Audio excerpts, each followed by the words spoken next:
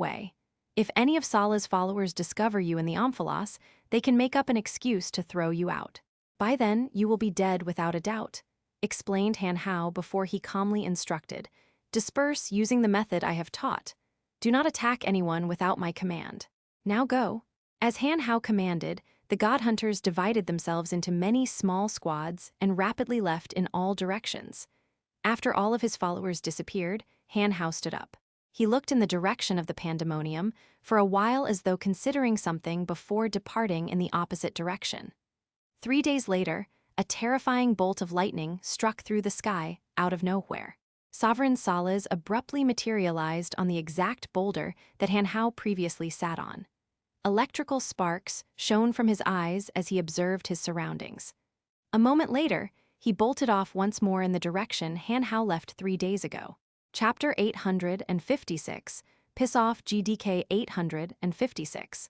Piss Off at the northwest ocean of Venomfang Mountain, Han Hao was lying quietly on the seabed. During the past 2 years, Han Hao, with his group of god hunters, had been very active all around the fringe. After consuming the divine energies of several high gods, he finally advanced to the mid-stage high god realm in his cultivation of the energy of death. Simultaneously, he had also made great progress in his cultivation of demonic arts. As Han Hao was not a regular human being, it was hard to determine the exact demonic arts realm he was in. Just like Dark Dragon Gilbert, the divine energy in his body had demonic properties. But unlike Gilbert, he had a greater and more complete understanding of demonic arts. With his great intelligence, Han Hao was able to pave his own unique cultivation pathway. A few days prior, by fighting that follower of Salah's, Han Hao gained a rough idea of his true strength. He knew that even if pitted against a late-stage high god, he was certain to come out victorious using his energy of death and demonic energy. Han Hao did not gather the element of death to cultivate. Instead, he set his mind completely empty and sank into a state of ultimate tranquility. Inside his body, the mixture of death divine energy and demonic yuan energy was slowly circulating. Han Hao noticed that when he had fully relaxed, counterintuitively, his cultivation would speed up. After lying under the ocean for 5 days, Han Hao had lost track of the passing of time. His mind was drifting in his own thoughts.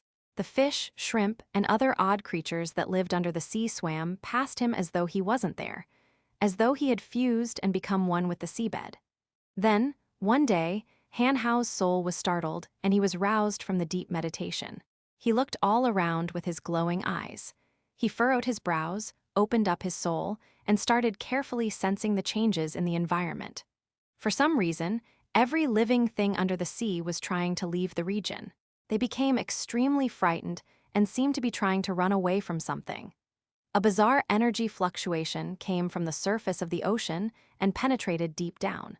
They were like thousands upon thousands of invisible tentacles spread across vast regions, feeling, searching for something. The low-level life forms in the sea did not know what it was, but they instinctively felt threatened and tried to leave the region. Han Hao's soul, of which sensitivity had been enhanced by his cultivations of demonic arts, sensed the minute amount of the element of lightning in the formless and shapeless undulation. Han Hao took no time to come to his senses. Several demon generals flew out from the 7 bone spurs on his back and slowly spread in every direction. He then grabbed his bone spear, concealed all his aura, and started shooting across the seafloor. Above the ocean, Salahs, who was standing high and proud, suddenly smirked and said to himself, "There you are." But when Salahs was about to strike, he suddenly discovered that his divine soul was losing track of his enemy. Even the strands of soul energy he injected into the ocean were rapidly losing their grip. Salahs let out a cold groan. His majestic figure suddenly shot to the bottom of the ocean, and he started pursuing his target, which his senses were rapidly losing track of. Being deep under the sea had no effect on Salah's flight speed at all. He streaked across the seafloor like a rocket. The feeling of danger followed Han Hao relentlessly. Han Hao, being aware of the pursuer's identity, activated the unique divine energy in his body and ran with all his strength. Under the sea, one was fleeing for his life, the other was pursuing vigorously. Half a day later, Han Hao flew out from the ocean and came to a mountain range lined with lush forestry. He did not continue to escape, but stood under an enormous tree with the bone spear in his hand. It was as though he was waiting for something. A few minutes later, frightening thunderbolts appeared out of thin air before they gradually transformed into Sala's massive figure. His cold, bright eyes stared down at the motionless Han Hao as he shouted, "Youth breeds heroism, indeed, but it also breeds imprudence. Turns out that the person who killed Ansaik is you. Han Hao, you have grown more and more unbridled in the fringe over the past 2 years. How dare you touch my man?" Han Hao did not reply.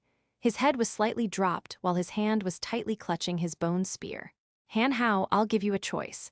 As long as you are willing to serve me, I will spare you from death," shouted Salas coldly.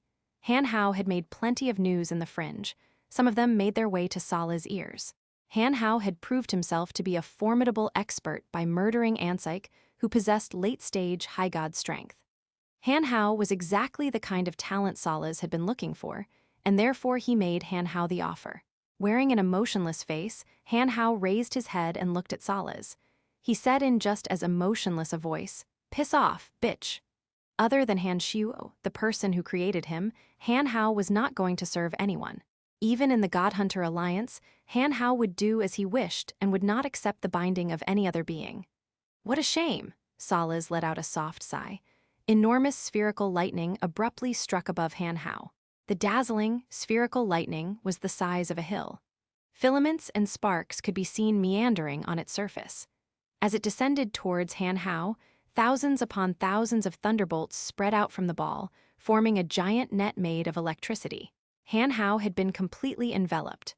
Although Salas did not possess the quintessence, he was nonetheless an overgod.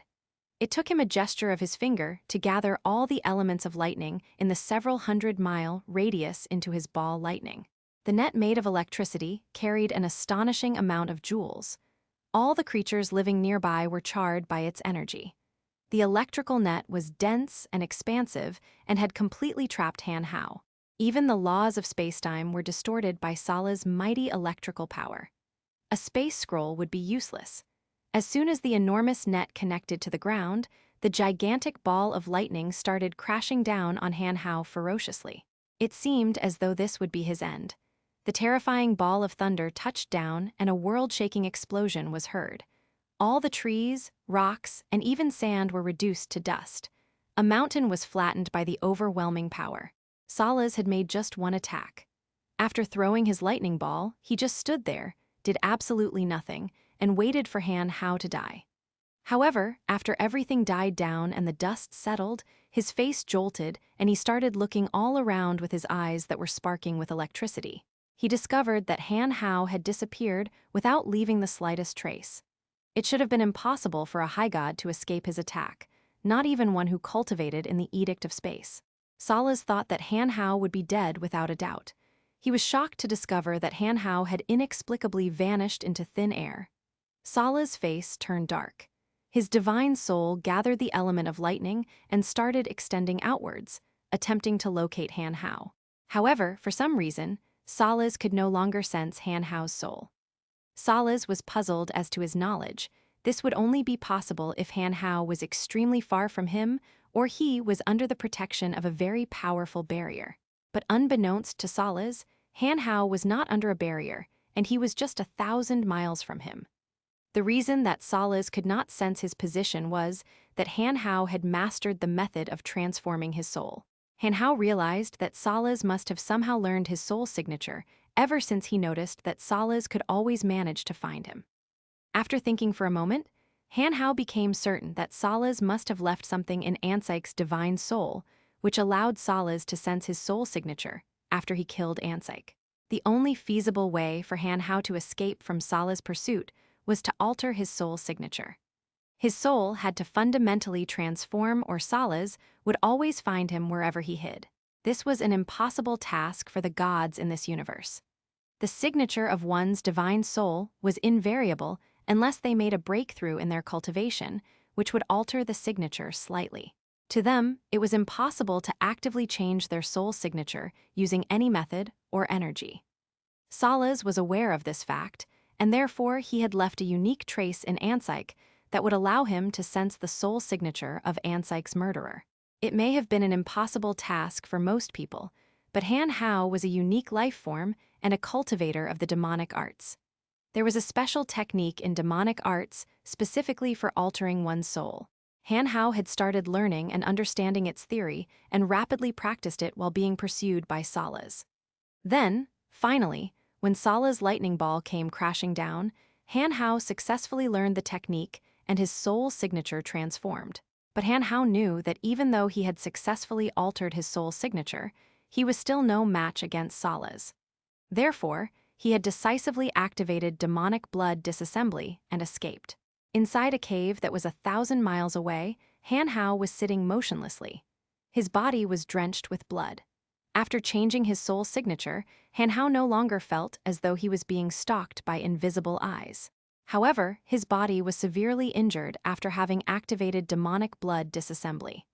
Other than his jade-white skeleton that was completely intact, his skin, flesh, and meridians had all shattered. He had also exhausted most of his divine energy. Han Hao at this moment was wearing a calm face as though he was completely numb to any amount of pain. He was slowly redirecting the divine energy in his body to circulate and repair his shattered flesh. This body of his that had been produced using a unique method possessed healing power just as miraculous as Han Xiuo's demonic body. By now, blood had stopped leaking from his wounds. His veins and meridians were also reconnected under the effect of his divine energy. The recovery process took Han Hao half a month, which was much longer than what Han Xiuo would have needed. After he regained the ability to move, he took out several medicinal pills Han Xiuo had specially refined for him, swallowed them, and spent a period of time to recuperate. He then left the cave and started hunting for other gods ravenously, consuming their divine energy to replenish the energy used on activating demonic blood disassembly. While Han Hao was regaining his strength by hunting others, Han Xiuo, who had failed to locate the former, came to Empyrean Peak alone. He halted at the foot of the mountain, raised his head, and gazed at the looming summit with a staunch face. Chapter 857. Barging in GDK 857. Barging in Han Xiuo traveled to Venomfang Mountain and searched around, but he too could not locate Han Hao. His senses picked up nothing, and he discovered no trails of him. From the information Rose had relayed to him, if anything were to happen to Han Hao, it was safe to assume that was Sovereign Sala's the person responsible. Han Xiuo therefore made his way to Empyrean Peak. Many of Sala's direct disciples were on the mountain. The Empyrean Peak was akin to a broadsword that had pierced through the blue dome of heaven. It was protected by all sorts of defensive boundaries. It was impossible to sneak into the peak noiselessly, even for Han Xiuo. Han Xiuo, while gazing at the Empyrean Peak with his head raised high, gradually expanded his consciousness. Divine souls were registered by his consciousness, one after another. After a while, Han Xiuo let out a gentle cry of surprise. Based on the surveillance of his consciousness, he sensed more than 1,000 divine souls on the Empyrean Peak. There were tens of High God fringe dwellers, among which were 17 late-stage High God experts. Even though Sala's wasn't on the Empyrean Peak, the forces gathered on the mountaintop could not be defeated by an average power. Han Xiuo threaded carefully after sensing from the mountain's foot. He continued to try to locate Sala's. Moments later, Han Xiuo's brows bunched deeper. He could not sense Sala's presence on the Empyrean Peak at all. As long as Sala's, an expert who had exceeded High God strength, was on the mountain, Han Xiuo would have been able to at least sense something. Han Xiuo had in fact employed the soul-searching technique. It was so powerful that even Sovereign Asura, who was excellent at concealing his aura, could not hide from Han Xiuo's senses if he used the technique. However, at this moment, Han Xiuo sensed not a trace of Sala's aura. Could it be that Sala's just so happened to be away? Han Xiuo weighed in his mind if he should go visit the mountain top. Although Han Xiuo had killed plenty since he stepped into the fringe, he had avoided offending any of the sovereigns. Han Xiuo had been trying to avoid conflict with them for as long as possible because he did not have the certainty of defeating any of them. If Han Xiuo were to intrude the Empyrean Peak that day, it would be tantamount to declaring war against Sala's. Sala's would wage war upon him and try to annihilate him and his followers. Han Xiuo had to consider his next action prudently. After hesitating and debating with himself for ages, Han Shuo finally made up his mind. "Who is it?" Han Shuo heard a cry as soon as he stepped into the mountain. A squadron of Empyrean Peak guards came out from their posts vigilantly. They pointed their weapons at Han Shuo. "I want to see Salas. Go pass the message," commanded Han Shuo calmly after he glanced at those guards. "How dare you address his lordship so disrespectfully?" The Empyrean Peak guards that were used to being contemptuous commanded without thinking, "Capture him." The squadron of 10 mid-gods attacked Han Shuo together. But unfortunately for them, they were nowhere close to being able to harm Han Shuo with what little power they had. They stood absolutely no chance against him. Han Shuo could not imagine just how much worse the others would be if even these tiny, weak followers of Salas were so arrogant and condescending. He started to understand why Han Hao would kill that follower of Salas. Knowing that he had stepped past the point of no return, Han Shuo showed them no mercy. Before the guards even got near him, they were trapped by an enormous bone flower. The cauldron of myriad demon left Han Shuo's body and gave off a dazzling light. The divine souls of those 10 guards flew into the cauldron just like that. The power of Cauldron's spirit grew as the number of demon generals in the cauldron increased. By that point, the cauldron of myriad demon could suck away the divine soul of a mid-god straight out of his divine body with a flash. Han Shuo did not even have to raise a finger. 10 wisps of grayish smoke floated into the cauldron. The little cauldron made a circle around Han Shuo and hovered over his shoulder instead of returning into his body. It climbed up the Empyrean Peak with Han Shuo. Brilliant blue lights simultaneously erupted from the pointy top of 3 energy towers and formed an azure barrier in Han Shuo's path. But before Han Shuo had reached the barrier, a large swarm of shadows whooshed out from the cauldron and tore holes in the barrier. The cauldron of myriad went behind the barrier and suddenly grew to the size of a person. It whacked somewhere between the 3 energy towers, and they instantly shattered with a rumble. Clouds of dust and debris were sent flying. "Who dares seek trouble at the Empyrean Peak?" A loud, angry roar was heard from the waist of the mountain as several silhouettes rapidly descended. However, Han Shuo and his cauldron completely ignored them and continued their journey upwards. None of the barriers and energy towers Han Shuo met on his way up could withstand the power of Cauldron spirit. The cauldron took care of all the obstacles for Han Shuo, paving the way for him and giving him an unimpeded path to the top. It was only now that Han Shuo truly realized just how much the cauldron's strength had increased after devouring hundreds upon thousands of divine souls.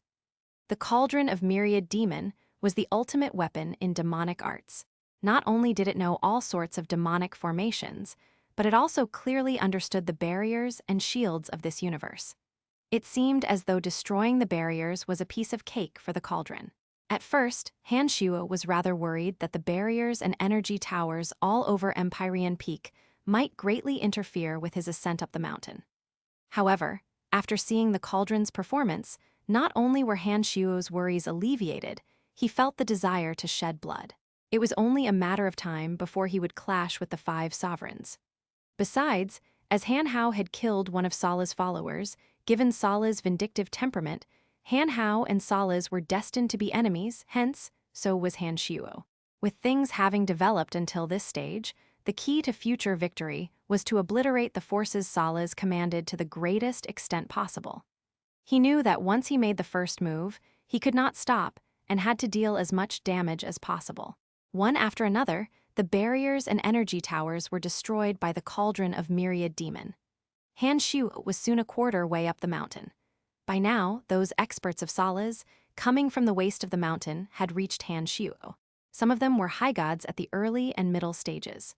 They were filled with rage, and it was obvious that they wished to shred Han Shuo into pieces. Although the 5 sovereigns would constantly battle each other, never before had any of them personally barged into their rival's base. The 5 sovereigns would only have their followers battle each other. It was extremely rare that any of the sovereigns would attack the followers of another sovereign. So, although the 5 sovereigns were constantly in conflict, the Empyrean Peak had never been attacked. An average fringe dweller would avoid a place like Empyrean Peak, much less try to intrude the mountain and throw away their lives. After all, the Empyrean Peak was the home of sovereign Salas. other than the other four sovereigns, who would dare trespass upon his property.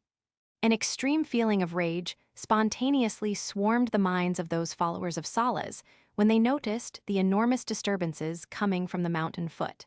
When they saw the energy towers and barriers shattered, they felt as though someone had pissed on their heads. As they flew down the mountain, they felt a little worried as they saw that there was just one attacker. But when they got closer and saw that the reckless intruder wasn't any of the other four sovereigns, they immediately forgot their worries and boldly attacked Han Shuo. "Good, just in time," exclaimed Han Shuo in a malevolent smile. With one thought of his consciousness, the 17 flying swords darted out from his body. Those charging at the front towards Han Shuo were immediately penetrated by the 17 flying swords and turned into bloody liquid in a split second.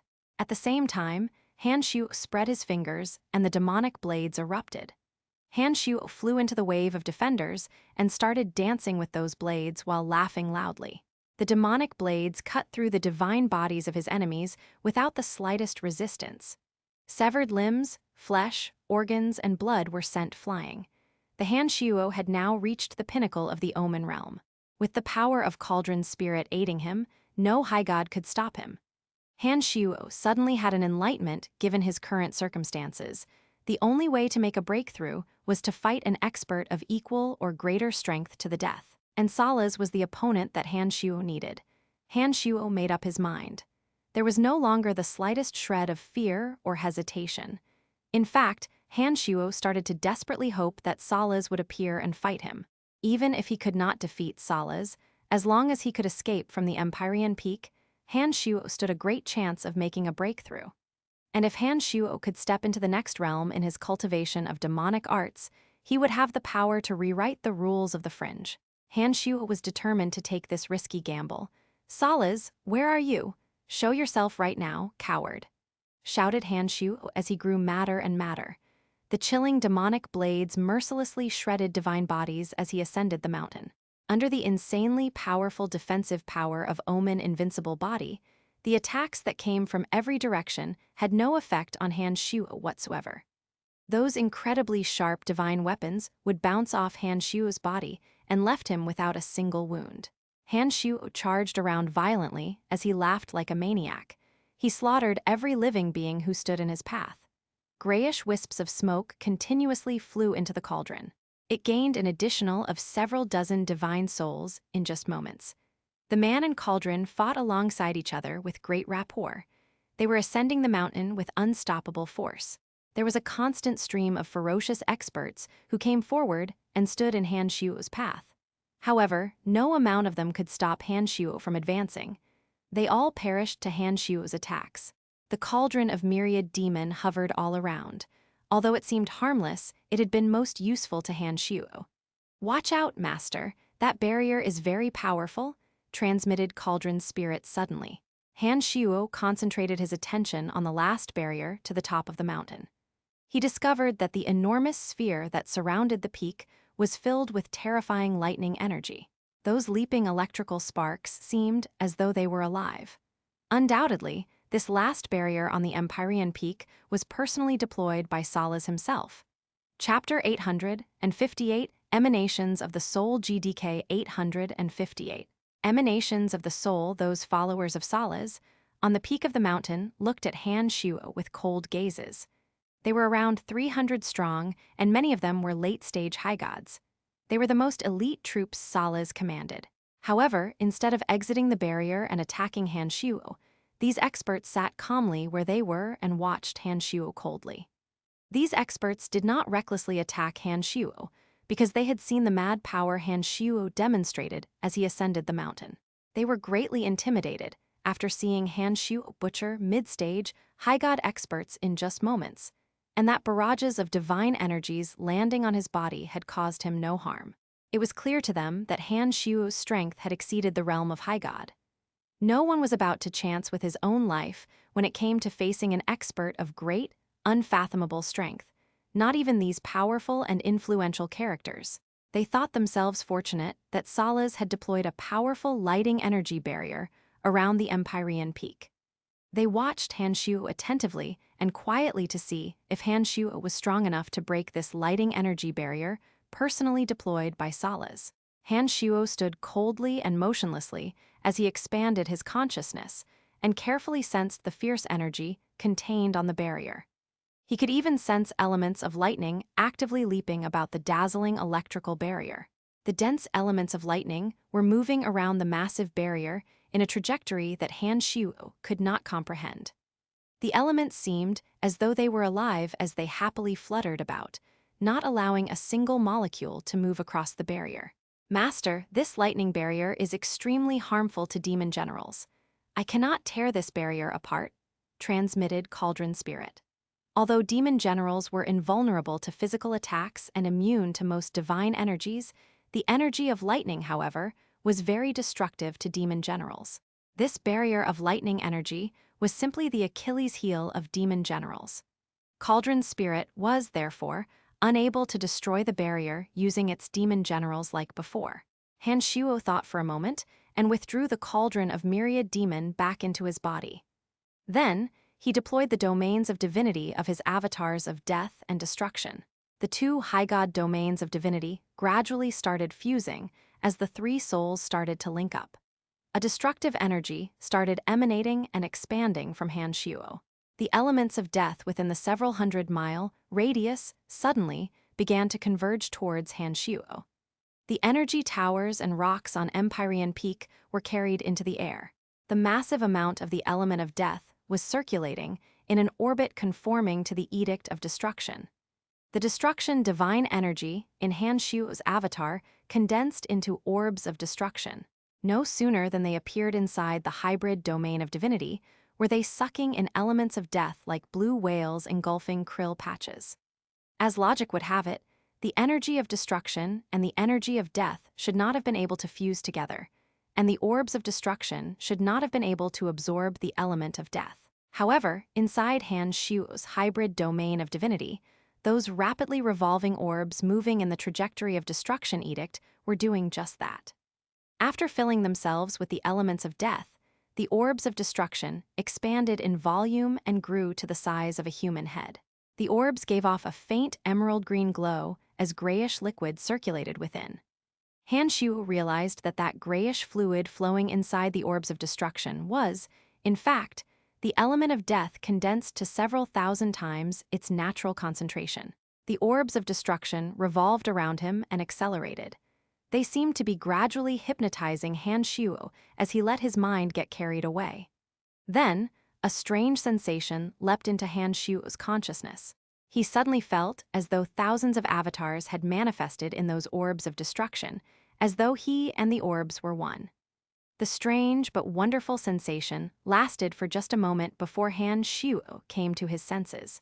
He suddenly discovered that the orbs of destruction orbiting around him were just like extensions of his body and soul. The orbs seemed to carry a piece of his soul energy, or perhaps a drop of his blood essence. More surprisingly, he sensed something similar to self-awareness from those orbs. He could instruct the orbs using simple, daily language with his mind, and they would carry out his orders like sentient beings. It felt very peculiar and unreal. While the orbs continued to revolve in Han Shuo's hybrid domain of divinity, he turned his attention back to the barrier of lightning energy ahead of him and thought about how to get rid of the barrier. Those bizarre orbs of destruction seemed to have read Han Shuo's thoughts. They started talking to each other like thousands of little Han Shuos having a discussion in squeaky voices. Then all the orbs swarmed towards Sala's lightning energy barrier. Enemy spotted. Ouch, that's some powerful lightning. We need backup, we need backup. Fuck those lightning bolts, kill them. Thousands of strange thoughts swarmed into Han Shuo's consciousness in an instant. They came from the souls on the orbs, narrating their glorious battle against Sala's energy of lightning. Dead, they are all dead. We win! The souls on the orbs transmitted millions of messages in less than a second. The battle between the awarenesses of different energies took just 1 second. And when Han Shuo heard the message, "Victory is ours," through his consciousness, his ears heard a deafening explosion. Han Shuo was abruptly roused. The jumbled awarenesses suddenly vanished as though all that happened earlier was just part of his imagination. Han Shuo calmed his mind and gathered his attention. He saw that the lightning energy barrier that enveloped the entire Empyrean peak had vanished without a trace. Tiny thunderbolts were shooting away and scattering. When Han Shuo carefully sensed them, he discovered that those dispersing lightning bolts no longer contained that strange self-awareness, as though they had been killed moments earlier. Threads of grayish and greenish lights fell from the mountain following the energy of lightning. Those threads of light seemed to contain the fusion of destruction and death energy. Han Shuo put on a bewildered face as he sensed something from those fading lights. Congratulations on another advancement, Master. That state of energy you formed is called emanations of the soul in the universe we come from. In this universe, it is called souls arising from elements. The names may be different, but they are basically the same thing. This will advance your cultivation of demonic arts as well as your avatar's cultivation of fundamental forces. But you must now be wary. Comprehending the emanations of the soul means that the calamity is near. It could descend at any moment now. Transmitted Cauldron's spirit to a puzzled Han Shuo.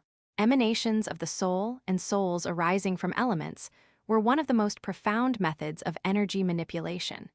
It bestowed the attacking energies with self-awareness. Those orbs of destruction, made of destruction divine energy, and the element of death were given lives by Han Shuo's consciousness. Even Han Shuo wasn't sure if that was considered emanations of the soul and souls arising from elements. However, the firepower achieved was terrorizing. Even the barrier personally deployed by Salas and over God was destroyed in one blow. Who are you? Those followers of Salas on the mountain peak were greatly intimidated. They knew better than anyone what level of expert Salas was. One who could destroy the barrier deployed by Salas must possess roughly identical strength as him. It would be a wonder if they weren't afraid of such a mighty existence. Lord Salas is not around. Can I take your message? Asked another terrified high god as he watched Han Shuo march up the Empyrean peak step by step. Although he was a powerful and influential figure in the fringe, he was still afraid of Han Shuo, who had wrecked Salas' barrier. Han Shuo knew the fact that Salas hadn't showed up yet meant that he wasn't on Empyrean peak. Salas personally deployed that barrier. He will know it when the barrier is destroyed, and he will rush back here as quickly as possible, said Han Shuo smilingly before he gazed at those elite troops with cold eyes and threatened. But I wonder if you lot will live to see him. Brothers, let's get him, one of Salas' followers shouted. The 300-something experts on the Empyrean peak immediately surrounded Han Shuo. Some other guards at the foot and waist of the mountain sensed the enormous disturbance at the peak and rushed to Han Shuo. The mountain was enormous and had a huge circumference.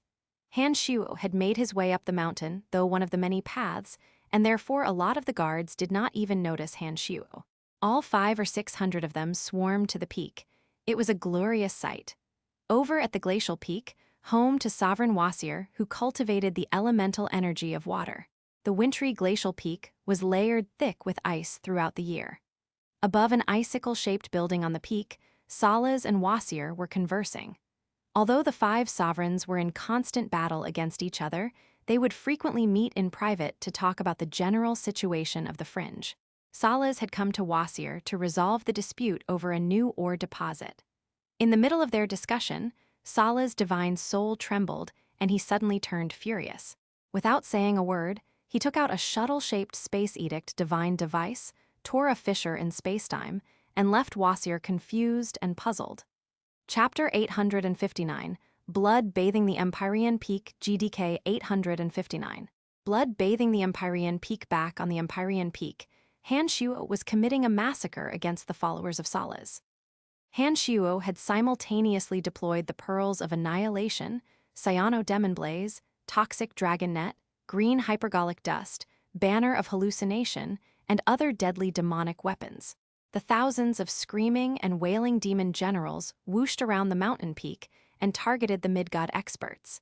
Chilling winds started blowing heavily on the Empyrean Peak as dark clouds formed. The 17 flying swords were also put to use against those true experts. Inside the hybrid domain of divinity, the orbs of destruction saturated with the elements of death were brought to life by Han Shuo.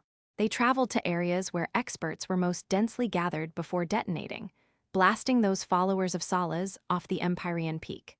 When Han Shuo started attacking with all his strength and putting all his demonic weapons to use, he finally realized just how deadly he truly was.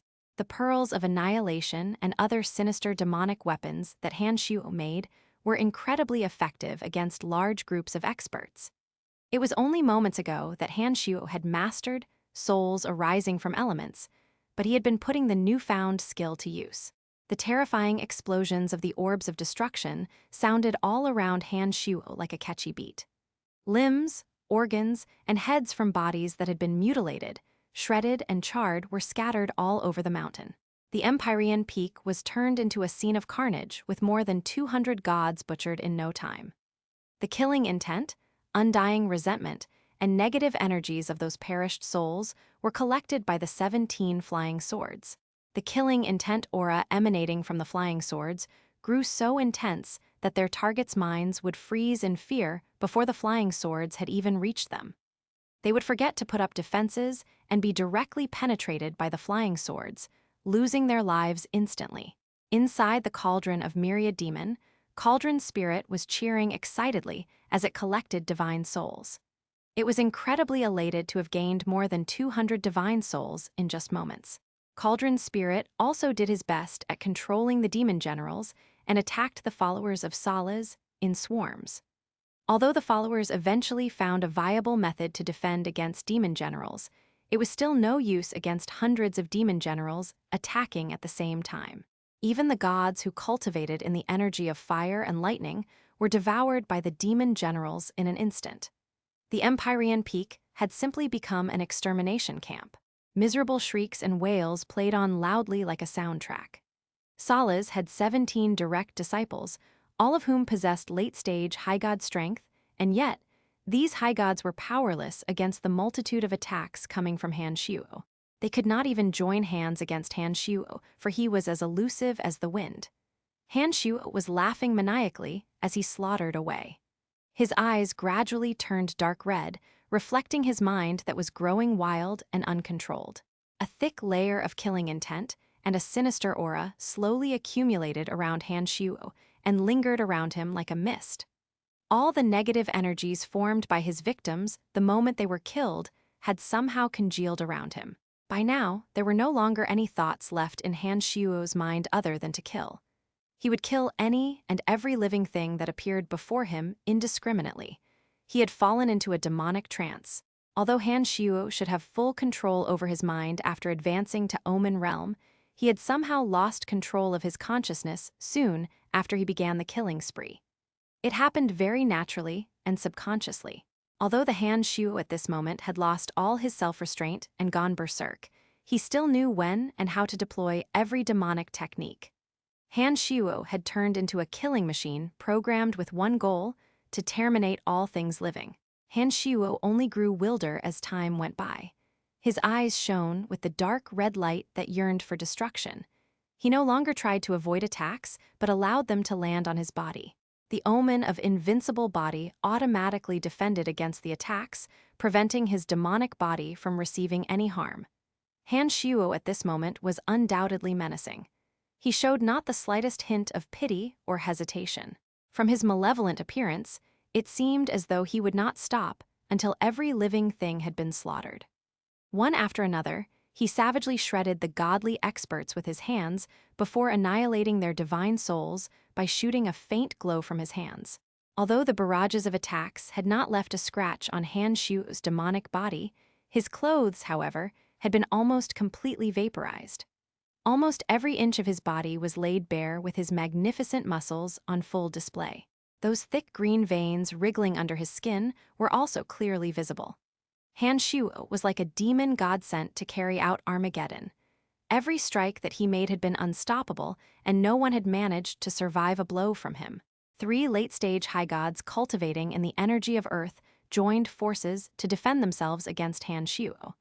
Cultivators of the energy of Earth were known to have the greatest defensive power.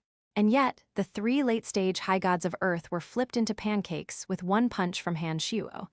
On the Empyrean peak, at least for now, Han Shuo was invincible. "Why isn't Lord Sala's here yet? We can't hold off this lunatic," shouted one of Sala's followers as he retreated in fear. "Perhaps we should evacuate from the Empyrean Peak temporarily. Otherwise, I'm afraid that we really won't live to see Lord Sala's again," said another person in an agonized and helpless manner. "Who is this guy? Since when did the Fringe have such a crazy, frightening fella?" It was clear from the voices of those experts that they were truly frightened. Then, most abruptly, a rapid beat of explosions sounded in the sky. A lightning bolt several times brighter than the sun struck Han Shuo, who had been invincible, until now. The magnificent naked body of Han Shuo started violently quaking, and his hair went stiff and stood upright. That, with his dark red eyes and sinister expressions, only made him appear even more terrifying. Han Shuo no longer aimlessly pursued those puny characters fleeing in disarray, but raised his head to gaze at the 3-meter tall, bulky Salas who had just arrived. Although his eyes were still dark red, Han Shuo had regained his sanity the moment he was struck by the lightning. Han Shuo immediately realized that he had inexplicably gone total berserk. When in a demonic trance, not only could he land himself in great danger, he would kill even his own friends if they were present. However, there was another state of demonic trance where Han Shuo could still possess some self-control. Although he would not be as calm as he usually would, he could at least stop himself from killing his own people. This was the last technique of the 9 Changes realm, Omen Change, which he had mastered. Han Shuo was currently in this state. Han Shuo managed to readjust his mind very rapidly. While suppressing the explosive urge to massacre, he stared fixedly at Salas with his murderous eyes and viciously asked, "Salas?" The muscles on Sala's face were twitching in rage. It was clear from the bodies and shattered energy towers what Han Shuo had done. Throughout the many years he ruled as one of the 5 sovereigns of the Fringe, no one had ever committed such an outrageous act on his Empyrean peak. Even Sovereign Tyre, the sovereign with the greatest strength, had never attacked the average gods of Empyrean Peak. Such was the tacit agreement between the 5 sovereigns. But today, the Empyrean Peak that represented the might and sovereignty of Salas was nearly wrecked with more than 300 of his followers butchered. This was an insult that Salas had never suffered in the tens of thousands of years he had lived. Sala's blood was so seethed that it almost fried his brain. He breathed heavily for 3 seconds as he looked around his devastated Empyrean peak. The scene of carnage made him even more determined to incinerate Han Shuo. Salas did not waste a word. He did not even ask Han Shuo for his origins. After keeping silent for 3 seconds, he transformed. Thick electrical dragons wound around him from head to toe before he threw himself at Han Shuo from the sky. The moment that Salas moved, the whole sky became filled with the sounds of thunder. The deafening thunderclaps carried bizarre energy fluctuations that targeted Han Shuo alone. Immediately after, the space around him violently exploded. It was as though the thunderbolts were always around him, but they were only detonated after the sound waves arrived. The explosive roar of the thunderbolts targeted his ears and soul while its explosive power targeted his body. Once struck, a thunder attack of such power could instantly kill any high god on the spot. In fact, the thunderclap alone would directly break apart the divine soul of a high god. However, Han Shuo's demonic body could not be compared to the divine body of an average high god. The ear-splitting thunderclap that shot into Han Shuo's consciousness through his ears had only caused him to feel dizzy for a moment. The violent explosions that bombarded Han Shuo had automatically and instantly activated the Omen invincible body. After the thunder passed, Han Shuo had a new skin color and his body was smoking. However, he was still standing tall on the ground. The enormous explosive force of the lightning bombardment had been stopped by his Omen invincible body. However, the attacks of an overgod wouldn't be that simple. Minute threads of lightning energy managed to intrude Han Shuo's demonic body in that instant. Those lightning energies also possessed self-awareness. After entering Han Shuo's body, they discussed and decided to charge towards Han Shuo's brain to blow up his soul. The threads of lightning energy also possessed explosive powers. They planned on exploding after they reached Han Shuo's soul. Han Shuo understood that the divine souls of gods in this universe were not as miraculous as the consciousness of a demonic art cultivator. If the slightest energy managed to penetrate the expert's skin and make their way to the expert's brain area, just one tiny explosion could shatter their awareness or even annihilate their divine soul. Had it been any high god who suffered such an attack from Salas, it would have meant instant death. However, to a master of demonic arts like Han Shuo, this insignificant trick could do him no harm. With one thought of his consciousness, demonic yuan rapidly circulated in his body. Those lighting energies that intruded into his body were located and intercepted. Han Shuo annihilated them before they could reach his brain area. Han Shuo raised his head and saw that Salas, who was covered with thunderbolts, had just arrived before him. He cracked a fanatical, diabolical grin and shot to the sky, straight at Salas. He spread his arms, clenched his fists, and hurled them forward. The extremely potent killing intent that lingered around him transformed into two long and dark dragons that ferociously charged at Salas. Chapter 860. Extinctions GDK 860. Extinctions to Han Shuo. Salas was not just a powerful opponent, but also the key to making a breakthrough in his cultivation. Han Shuo was determined to fight with all his strength until the end, for no matter how it ended, Han Shuo would have something to gain. Even if Han Shuo lost the battle, he would gain first-hand experience of the strength of an overgod, potentially make gains in demonic arts, and even become famous in the Fringe. Soon, every Fringe dweller would learn that another existence in the Fringe could contend against Salas. There was nothing for an underdog to lose in challenging the top dog, as long as the former survived. With both hands, Han Shuo grabbed onto the air around him and transformed the killing intent that shrouded him into two dragons. They charged ferociously at Salas, who was descending from the sky. With one thought of his consciousness, the cauldron of myriad demon and the 17 flying swords stopped attacking the fleeing weak gods and flew back to him. Han Shuo was placing all his firepower on Salas. Salas became enveloped with brilliant and dazzling lightning bolts that contained a terrifying amount of energy. Bright flashes shot downwards at the dark dragons Han Shuo made using killing intent. The frightening rumbles produced caused the Empyrean peak to rumble. Those surviving followers of Salas ran to the mountain foot to avoid getting injured or killed by the stray energies produced in the duel between the two experts of extraordinary strengths. They gazed up at the Empyrean peak, which had now become Han Shuo and Salas' battle arena. Now that Han Shuo had finally exchanged blows with Salas, he was awed by the terrifying power possessed by an overgod. Even though he had borrowed all of Cauldron Spirit's energy, aided by the deadly 17 flying swords, and used all his power, he was still nowhere close to being on top. Salas' understanding and mastery of the element of lightning had reached an inexplicably profound realm. His divine body was covered with the element of lightning, and every attack he made would carry a boundless amount of lightning energy.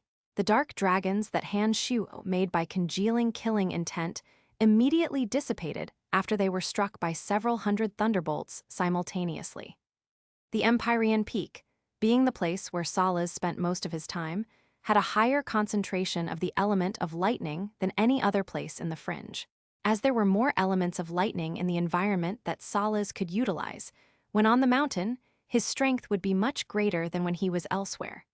If it wasn't for the fact that Han Shuo's demonic body was so resilient. If Han Shuo wasn't supported by Cauldron Spirit's energy, there was no way that Han Shuo could last so long against the constant bombardment of thunder and lightning. Han Shuo had been trying to surround Salas with his 17 flying swords. However, the Salas' lightning energy would always manage to strike on the flying swords with great precision and disrupt their trajectory. Han Shuo was thus unable to form the Avasai god-slaying sword formation. Han Shuo's eyes remained dark red. Threads of faint, dark demonic aura were emanating from his majestic and muscular naked body. His avatar of destruction had transformed into Demon Slayer Edge and was being held in his right hand to fight Salas. Salas unfolded his domain of divinity. Tens of thousands of tiny lightning bolts started to drizzle from the sky as the Empyrean Peak became filled with meshes made of electricity. Every now and then, Han Shuo would inevitably bump into one of those meshes, and the lightning energy would make its way into his body. Luckily for Han Shuo, His hybrid domain of divinity was also pretty powerful. It was rapidly gathering the element of death nearby, and used the element of death and edict of destruction to counteract Sala's domain of divinity. It gave Han Shuo some breathing room. As the battle progressed, Han Shuo realized that he would have a very difficult time even if he used his full strength. Moreover, Han Shuo had a vague feeling that Sala's had yet to use his full power. This kept Han Shuo wary. He tried to be prepared for an even heavier assault from Sala's. The battle went on. Soon, Sala's got impatient. Sala's suddenly let out a roar. Somehow, the tiny lightning bolts drizzling in his domain of divinity became several times thicker. World-shaking rumbles sounded in his domain of divinity. Even Sala's himself seemed to have gained access to unfathomable energy in a split second. Before Sala's had used his full strength, Han Shuo was only barely able to defend himself. But now, Han Shuo found himself in grave peril. Many light years away from Elysium were several mid-level material planes. Every sentient life form on those material planes worshipped Sala's as their one and only god. Sala's would receive a constant supply of the power of faith from his followers every second of every day. These mid-level material planes were erected with countless statues of Sala's and shrines where his believers would worship him ceaselessly. Some of those pious believers possessed demigod or even base god strengths. They would make pilgrimages to many other material planes to spread Sala's gospel and recruit even more followers for him. But at this moment, without any warning, every living being on those mid-level material planes had blood squirting from their orifices as their souls disintegrated. The power of faith that was juiced out from their souls traversed across material planes and entered Sala's body on Elysium. In just moments, several thriving material planes were transformed into lifeless worlds. Billions of lives on those material planes used to piously worship Sala's as their only god, but all that they got in return was to be exterminated by the one they so worshipped. Back on Elysium, Sala's strength was temporarily boosted. His domain of divinity had squeezed and overpowered Han Shuo's. World-shaking lightning bolts with the volume of hills struck Han Shuo. The power was so great that even Han Shuo's omen invincible body could not fully bear it. His skin and flesh started to split, and he started bleeding. Omen invincible body could only bear a limited amount of energy. When the attacking energy exceeded its limit, Omen invincible body would fail to stop all damages from reaching Han Shuo's body. In just a fraction of a second, Han Shuo suffered serious injuries and he was knocked out. "Master, wake up," shouted Cauldron's spirit loudly in Han Shuo's mind that was half-conscious. The muddle-headed Han Shuo rapidly regained consciousness. In the next instance, he sensed the immense pain screaming from all over his body. Ever since he mastered Omen invincible body, Han Shuo had not felt pain of such intensity. Somehow, Han Shuo got a kick out of it. Han Shuo raised his head and saw that the entire sky of Empyrean Peak was filled with lightning bolts. They seemed to have filled the space between heaven and earth, pouring down like heavy rain. Sala's was gazing coldly at the heavily injured Han Shuo below him. From the look on his face, it seemed that he would not allow Han Shuo any chance of surviving past this day.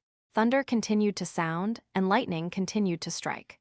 Somehow, Han Shuo's consciousness was being pulled towards a dazzled state. He had a strange and vague feeling something major was going to happen. Han Shuo's mind suddenly became absolutely calm, and he was inexplicably enlightened. He felt as though his eyes could see beyond the flow of space and time. In the timeless transic state, he seemed to see Elysium during its creation. As Han Shuo calmly observed the empty world, all kinds of brilliant ideas and understanding materialized in his mind. All kinds of cryptic and abstruse chants turned into light and engraved themselves into his consciousness. He saw the beginning when there was nothingness, when the universe was an infinitesimally small point. Sala's, hovering high in the sky, saw that Han Shuo was severely injured. He was ready to give Han Shuo the final blow. It was at this moment that Sala's discovered he had abruptly lost connection with the elements of lightning all around him. That thunder and lightning rumbling in the sky was no longer under his control, and they started wreaking havoc to the Empyrean Peak and the rest of the mountain. Sala's followers who were watching the battle from the mountain foot were caught off guard. Many of them were struck by the uncontrolled lightning strikes. Without the awesome defensive power of Han Shu's demonic body, they instantly perished. Suddenly, the 8 elemental energies light, darkness, earth, fire, wind, water, lightning, death from the entire world started converging towards the mountain. Even killing intent, energy of perished souls, energy of fear, and all kinds of energies from all over the world was gushing towards the Empyrean peak as though drawn by something. It seemed as though the energy was not being controlled by any being, but was naturally drawn there by the most fundamental forces of the universe. Upon assembling on the Empyrean peak, that energy started attacking every living thing and destroying every structure on the mountain. Those boundaries and energy towers that Han Shuo did not destroy suddenly shattered and exploded. Sala's followers at the mountain foot were screaming and wailing as the 8 elemental energies and other bizarre energies bombarded them. 100 or more experts perished in an instant, while many more were severely injured. Master, the omen calamity has come. Ignore Sala's. Focus all you've got in resisting the calamity, shouted Cauldron's spirit. However, Han Shu could not hear a thing at this moment. He was still in a trance, receiving the profound wisdom flowing into his consciousness. Without warning, an asteroid came out of nowhere and slammed Han Shuo into the solid rock of Empyrean Peak. It was then that Han Shuo suddenly came to himself. He immediately noticed the enormous transformation around Empyrean Peak. All kinds of energies gathered and were devastating the mountain. Those energies were still rapidly accumulating to form an apocalyptic attack, and he was the target of this final attack. Han Shuo could clearly sense that these energies, drawn by the most fundamental laws of the universe, had locked onto him.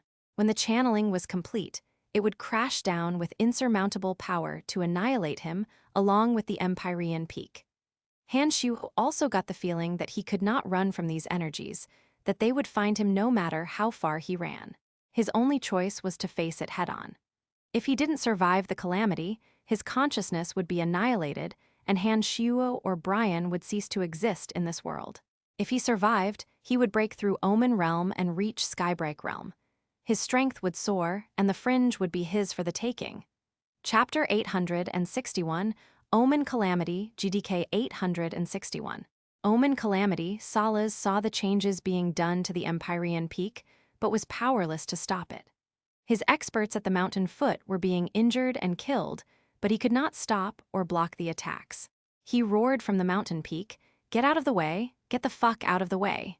Those gods at the mountain foot were struck by pillars of light. The space above Empyrean Peak seemed as though it had been ripped. Enormous asteroids were constantly crashing down. Even the energy of lightning that Salas assembled at this place was going out of control, and it indiscriminately bombarded the region. Salas was going to make the final attack and end Han Shu once and for all. However, he suddenly discovered that his connection with the element of lightning all around him seemed to have been severed.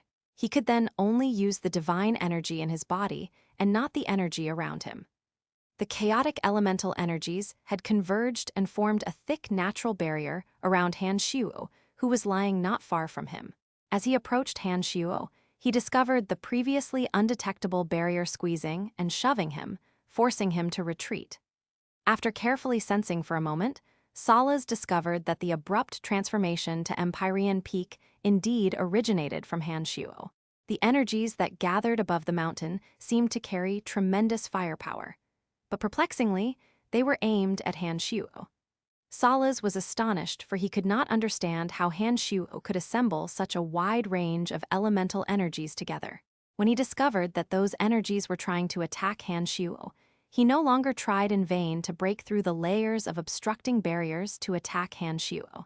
He pulled back to observe. Han Shuo's majestic body was glowing with dark radiance under the atmosphere, flooded with every elemental energy. Demonic yuan filled every cell in his body. He was calmly preparing himself to face the impending omen calamity. The energies accumulated and brewed for a long time before it finally struck. The first attack was formed using the lightning energy that Salas assembled. Thunder rocked the mountain as a lightning bolt of extreme diameter shot at Han Shuo. It was no less mighty than Salas' attacks. Han Shuo sent out his 17 flying swords to face the attack.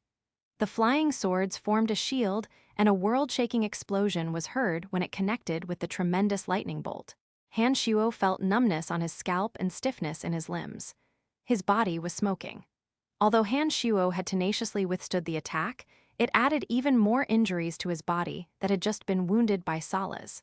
Several more waves of powerful attacks were still brewing in the sky. An asteroid the size of a small mountain glowing red-hot gradually appeared out of the space-time rift. Han Shuo could tell straight from its ominous demeanor that the asteroid must contain a mind-bogglingly tremendous amount of power. Master, I'm not sure why, but the demonic calamity in this universe is much stronger. Cauldron's spirit suddenly transmitted. From the looks of it, Master won't be able to withstand its power. We need to find another way. The asteroid was still accumulating power. Smaller asteroid fragments were being pulled to the large, glowing asteroid like a giant magnet. Han Shuo could sense that the giant, menacing asteroid had locked firmly on him as though he was the bullseye to a cannonball. What other way is there? Han Shuo was at a loss for words and could not think creatively at this moment.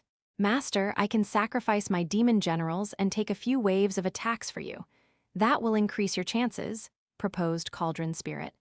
Right. The demonic calamity targets my soul, but I have 3 souls. Will it split into 3 different forces? Asked Han Shuo hastily when he suddenly thought of it. No, the calamity only targets your consciousness, the soul of your main body that cultivates demonic arts. Your other 2 souls don't cultivate demonic arts, and so the calamity will not allocate any energy for them. Han Shuo was alerted as it was at this moment that the fiery asteroid had completed its channeling. It started shooting at Han Shuo like a burning meteor. All the elements of fire in the vicinity poured into the asteroid and caused it to burn fiercely. It was much like Fire Elite Zombie and Metal Elite Zombie fusing their energies.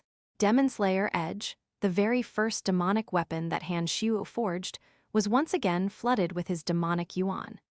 He temporarily cast away all his worries, and with the Demon Slayer Edge in his hand, he forged ahead to meet the asteroid.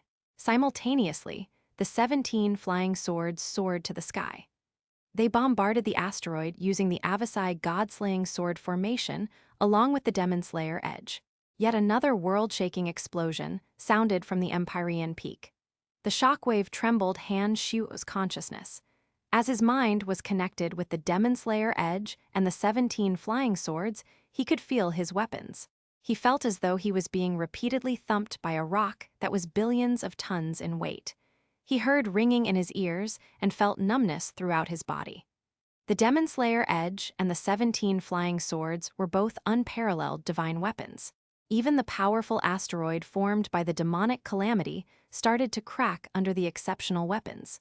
Han Shuo endured the agonizing pain and directed his weapons to strike at the fissure.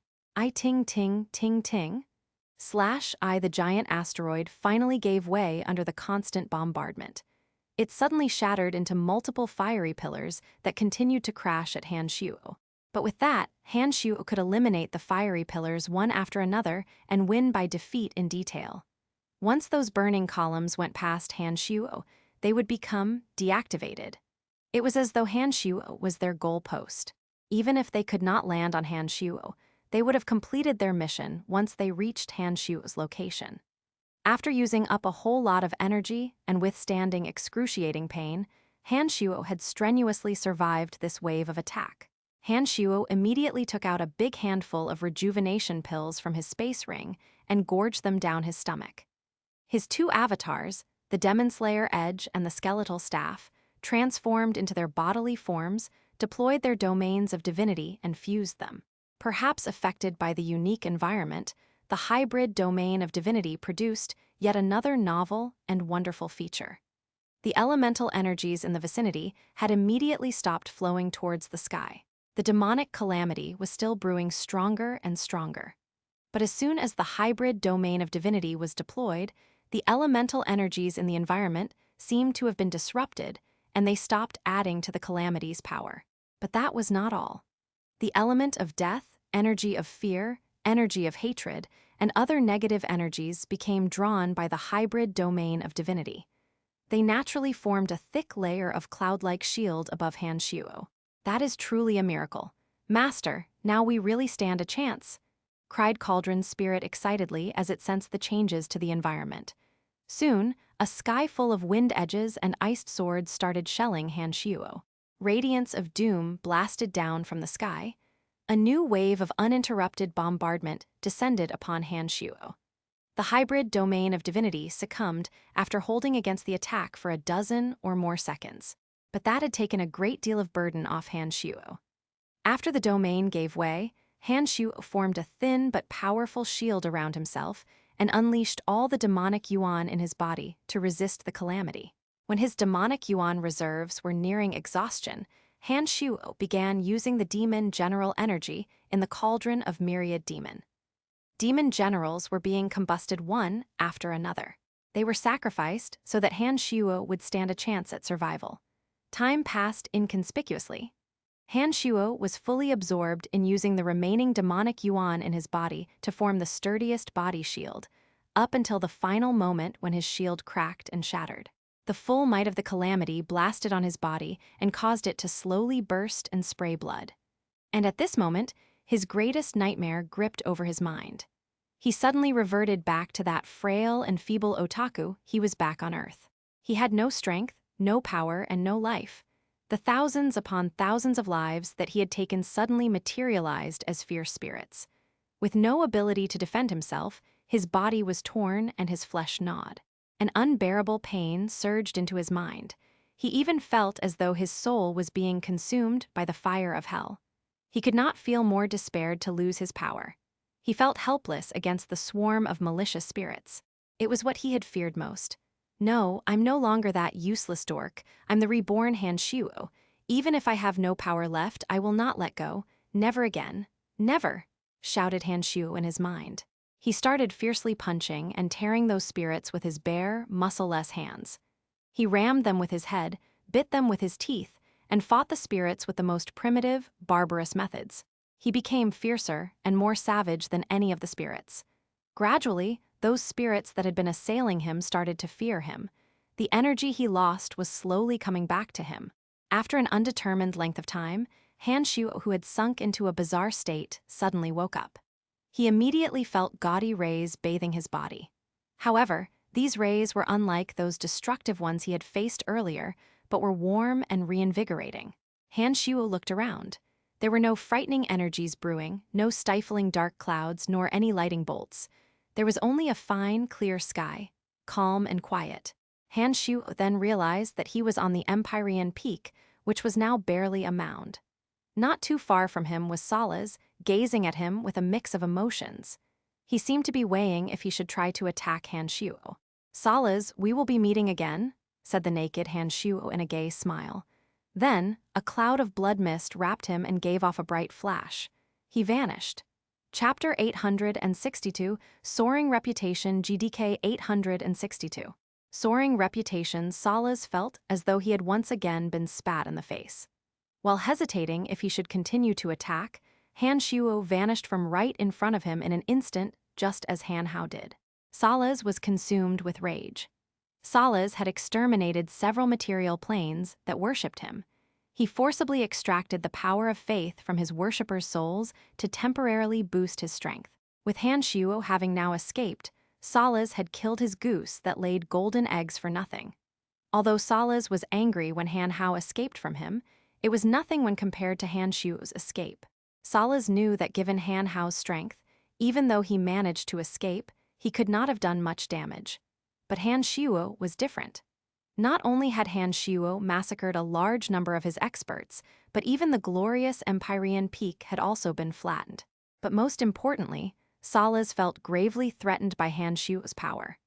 Salas had a feeling that if Han Shuo didn't die soon, he might not be able to defeat Han Shuo the next time they meet. A character that could disrupt the entire land of chaos must not be let alive for too long. Salas observed the scene of desolation around him. The foot of his devastated mountain was scattered with the corpses of his most trusted followers. Many of the survivors suffered severe injuries. After the unfortunate incident, Salas' power in the Fringe had steeply declined. He was now far behind compared to the other four sovereigns in terms of the power they wielded. With his eyes glistening with ferocious lights, Salas planned his next steps.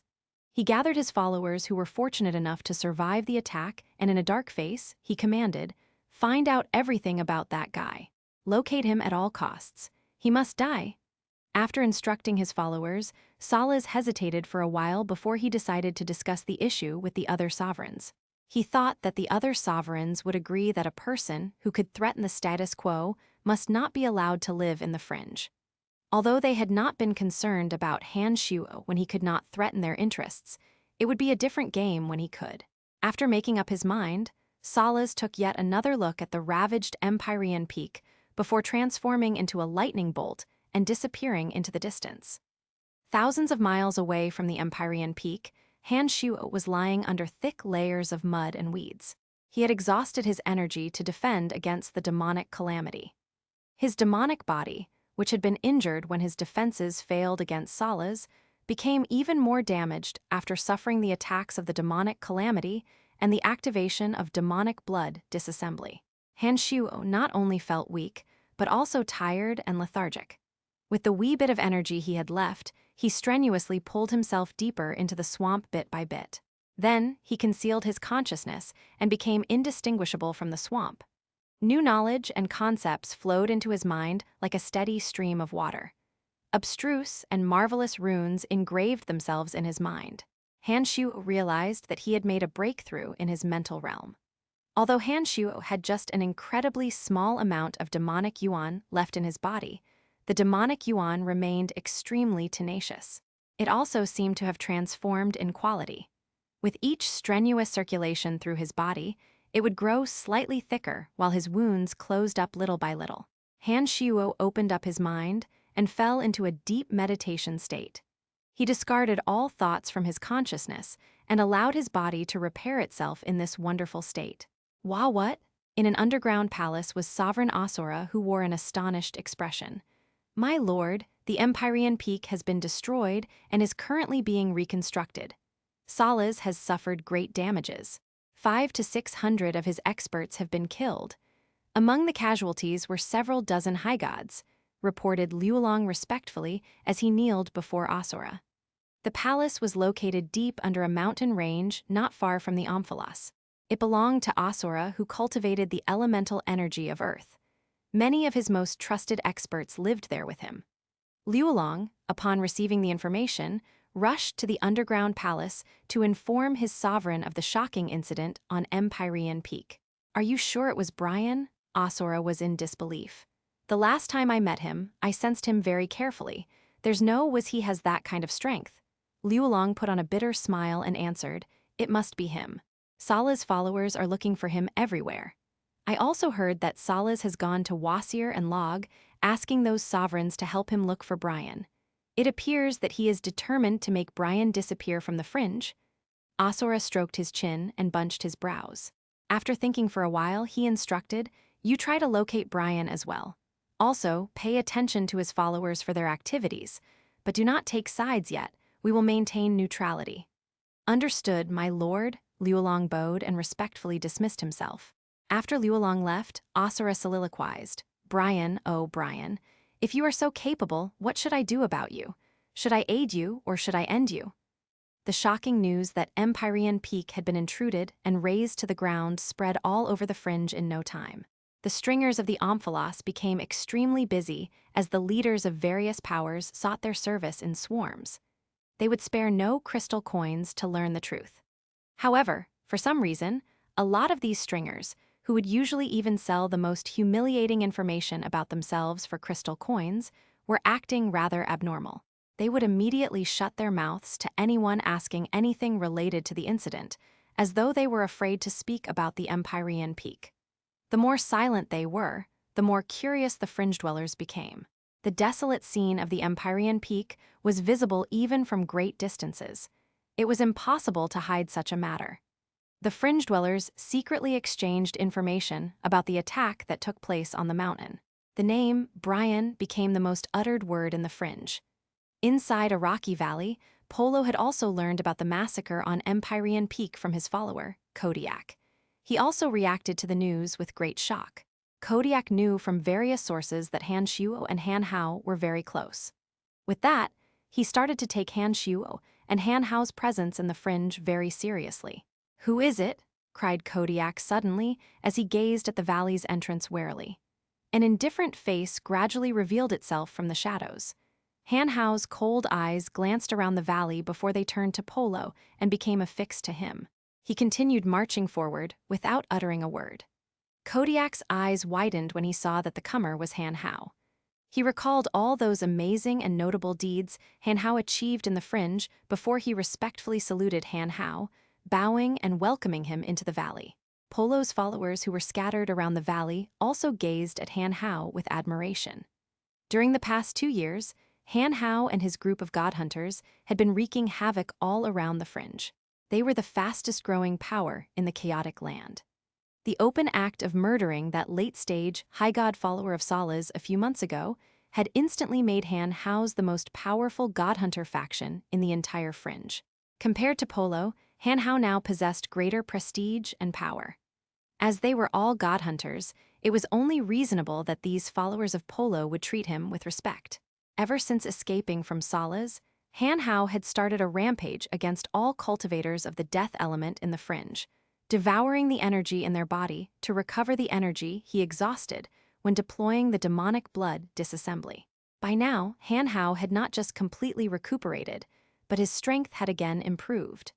Through his followers scattered all around the fringe, Han Hao had also learned about Han Shu's storming of the Empyrean Peak.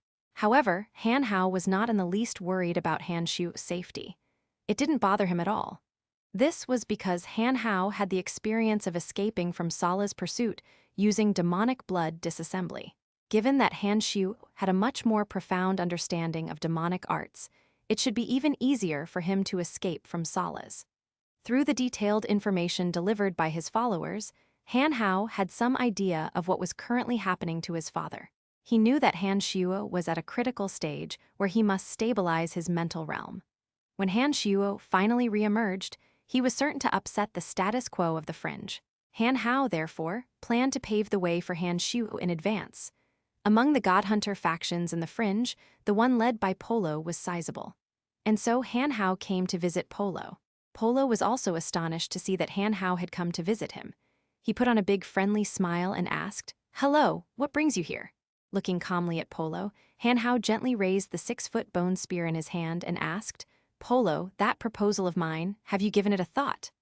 Polo stared for a moment and immediately recalled that years ago, Han Hao had asked him to bow to his rule.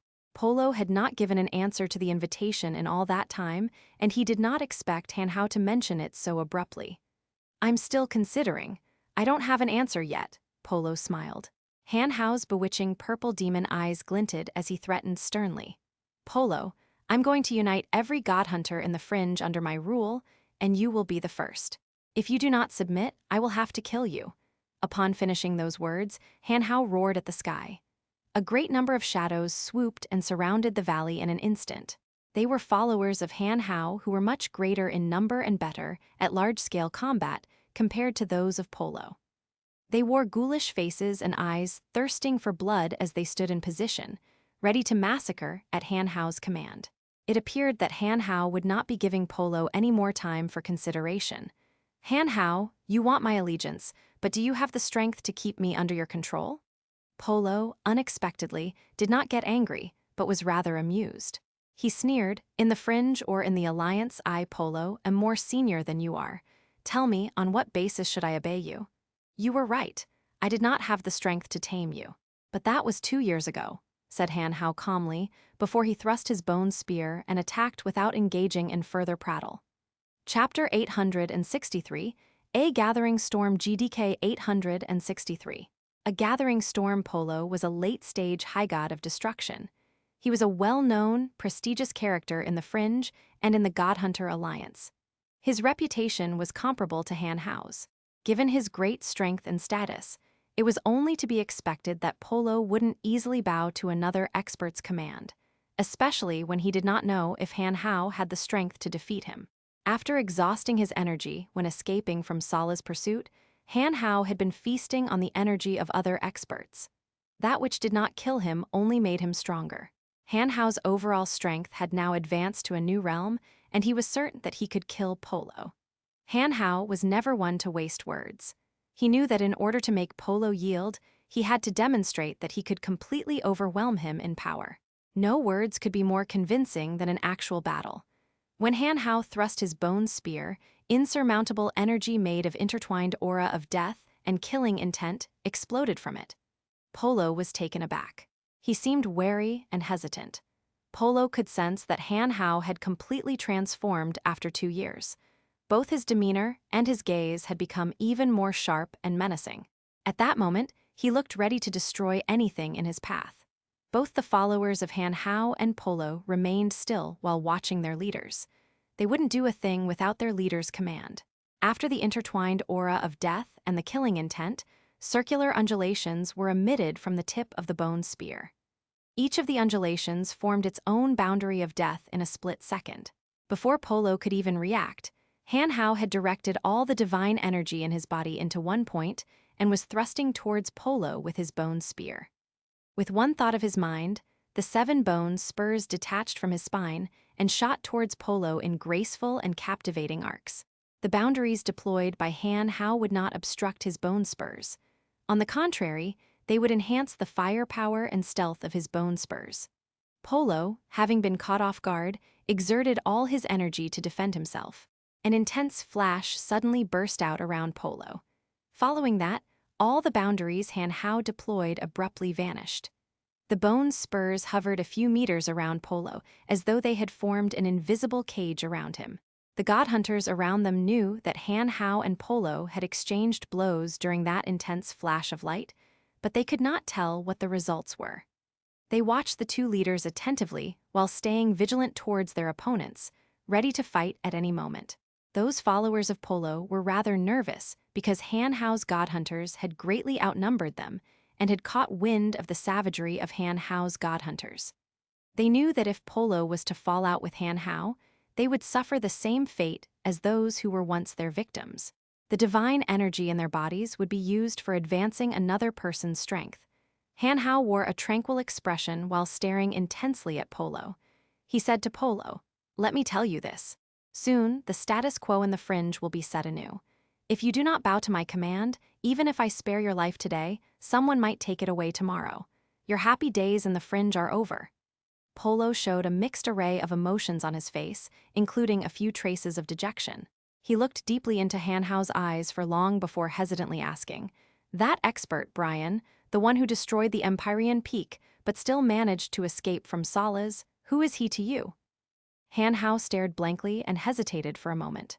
He waved his hand and formed a boundary enveloping them before he answered, "He is my father." Polo was astounded. It took him a while, but he finally made up his mind. Wearing a bitter smile, he nodded. "Well then, I must oblige." Han Hao nodded. He removed the barrier and announced to everyone, "From now on, Polo and all his followers are mine." "Put away your weapons," instructed Polo to his followers with a dispirited face. No further explanation was needed. Everyone knew that Polo had submitted. From that day on, Han Hao and the god hunters he commanded became a powerhouse in the fringe that no one dared belittle. Over at the Pandemonium, Rose, Ramen, Zavik, the 5 elite zombies, and others gathered in a meeting room. The news about Han Xiu intruding the Empyrean Peak and massacring Sala's followers had spread to every corner of the fringe. Liu Long and Han Hao had delivered the news to the Pandemonium, asking their inhabitants to exercise extreme caution. During the recent time, Ramen, Zavik, Goron, and the others had been sweeping away 10 or so forces that were located around the Pandemonium. Some surrendered, some were butchered. But just as they were most motivated to expand their territories even further, they were informed that Han Xiu had intruded the Empyrean Peak. Rose immediately commanded that they cease all expeditions and stay in the Pandemonium. All of Han Xiu's experts in the fringe had gathered in the underground palace. Rose, Ramen, Zavik, and Goron were wearing grave faces in these uncertain times. Sala's was a sovereign that every fringe dweller was afraid of, and Han Xiu's whereabouts were currently unknown. They did not know if the Pandemonium could survive until Han Xiu's return, or if he would be returning at all. Sala's followers have been searching for Master very actively. His scouts have reached even the borders of our Pandemonium. As we have recently wiped out many of the nearby forces, this place won't stay hidden for long, remarked the vexed Zavik. Agreed. Given the manpower and connections Salas possessed in the fringe, it won't be long before he sieges our base. Sai, should we disperse for the moment and reassemble after we have news about Master? Suggested Liulong. We won't leave. It's not easy building the pandemonium. We will never allow this place to be damaged. Metal Elite Zombie seemed full of metal as he said, besides, the bunch of you are underestimating the power of the pandemonium. We and our father have put a ton of effort into building this place. Its defensive power is nothing you can imagine. HMPH, even if Salas himself tries to break into the base, he will have to pay a great price for it. Han Shuo and the 5 elite zombies had spent a great deal of effort and energy on building the pandemonium. As the architects and builders, they knew just how brutal the pandemonium could be. They were not the least bit afraid, even if it was one of the sovereigns who would be attacking them.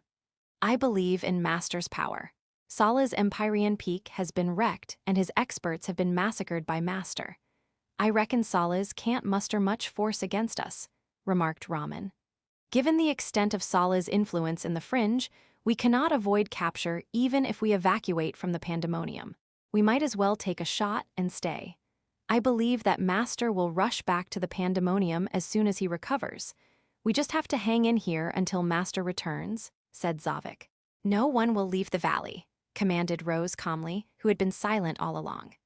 Everyone in the meeting room knew that among them, Rose was the person most trusted by Han Shuo. Therefore, the party stopped debating and accepted Rose's decision. Back at Asura's underground palace, Liulong went to his sovereign and reported, "My lord, I have just received news that Salas has learned about the presence of pandemonium and its location. He is gathering his troops and marching towards the valley." Asura thought for a moment before he asked, "Any information that points to Brian being in the pandemonium?" Liulong shook his head and replied, "None whatsoever. Ever since he mysteriously disappeared from the Empyrean Peak, there has not been even a word of news about him.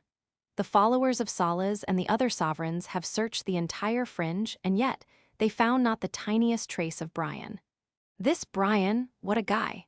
exclaimed Asura, who seemed rather impressed. Then, after thinking for a while, Asura said, "All right, I shall visit the pandemonium and check out the situation. I'm going solo." Liulong was astounded as he did not expect that his mighty and all-important sovereign should handle the matter himself. After hesitating a bit, he asked, "But my lord, wouldn't that be a waste of your time?" Asura shook his head smilingly and replied, "This Brian guy is definitely worth my time. I will go check out the situation at the pandemonium and see if his followers are worthy of my help." Liulong only became more puzzled and confused. However, he did not ask any more questions and respectfully dismissed himself. On a mountain peak near the northwest of the pandemonium, Sala's followers were gathering and rapidly growing in number. Those experts that perished or were injured on the Empyrean Peak were just a portion of Sala's followers. The rest of them were scattered in every corner of the fringe.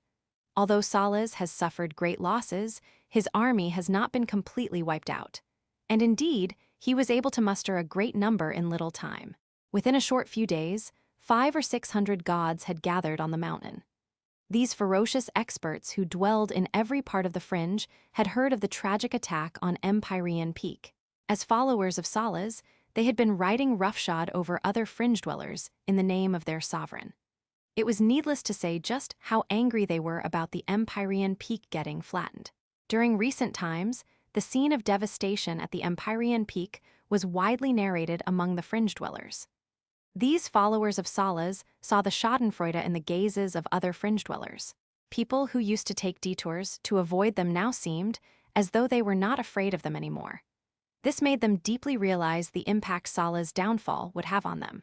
Even if not for Salas, they must destroy the pandemonium and Han Shuo for their own sake. They knew that that was the only way they could preserve the special privileges they enjoy in the fringe. The fringe dweller were very realistic. Although Salas was not defeated in battle, Empyrean Peak having been destroyed and Han Shu remaining alive made everyone think that Salas wasn't as mighty as they imagined. This has far-reaching consequences. Half a month later, a thunderbolt streaked across the sky. Salas finally appeared on the mountain. Chapter 864, The Power of the Pandemonium GDK 864. The Power of the Pandemonium, Hail Sovereign Salas. A group of experts kowtowed before Salas. Even though the Empyrean peak had been destroyed and Han Shu had escaped from him, to these people, Salas was still the most formidable being in the fringe. These experts who were used to bullying other fringe dwellers in the name of Salas knew that their interests were tightly intertwined with Salas. As long as their sovereign stood tall, their place in the fringe remained unchallengeable. But once they stepped out of Sala's shadow, they would no doubt be hunted and murdered by their former enemies. And now, that veil behind Salas was rapidly shrinking. "What information have you gathered so far?" asked Salas with a dark face. His meetings with Wasir and Logi had not been as fruitful as he had hoped. The two sovereigns just could not, or perhaps did not, conceal their great gladness when they heard that Sala's Empyrean peak was destroyed. Although they had verbally agreed to Sala's request, it was up to anyone's guess if they would actually honor their promises. Sovereign Salas had become the laughing stock of the fringe, for he could not even defend his base from a naked mad lad. He knew that the only way to wash away the humiliation was to annihilate Han Shu and all his people. That valley ahead, known as the Pandemonium, is enveloped in colorful miasmic gases. We have been observing it for a long time but have not seen a single person exit from the valley, answered one of Sala's followers respectfully. So they are all inside the valley. Excellent. We can kill all of them in one go. Salas gazed at his nearly 1,000 followers with his eyes that were sparking with electricity. He gave a short speech. "The might of the Empyrean peak has been challenged. Today, we will show everyone the consequences of such recklessness." Salas then gestured as he commanded, "Charge into the valley. Kill everyone you find. Show no mercy." Immediately after, those kneeling before Salas went to their troops and started yelling their commands. A large swarm of shadows took to the air and shot in the direction of the Pandemonium. As a mighty sovereign, Salas naturally would not be at the forefront of the battle. In his point of view, his only job was to finish Han Shu. Everything else could be handled by his followers. Therefore, instead of leading his army to the battlefield, he merely observed from his vantage point. In the Pandemonium, Rose, Raman, Zavik, Goran, the 5 elite zombies, and the others were attentively observing the situation outside through an enormous spatial refraction mirror. During the past few years, McKinley of Ethereal City had been delivering all kinds of marvelous space, divine devices to the Pandemonium. The enormous spatial refraction mirror was one of them.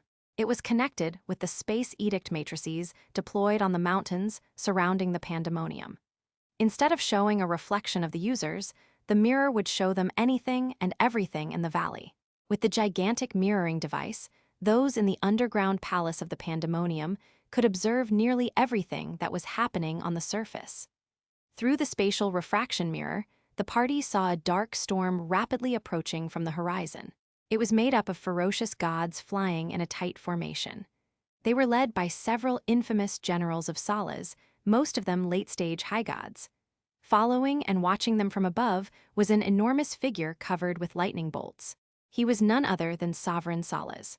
Without the miraculous demonic formations in the Pandemonium, Salas could easily slaughter everyone in the valley with just a portion of his experts. Other than the other 4 sovereigns, perhaps no other powerhouse in the fringe could even come close to matching the power Salas commanded.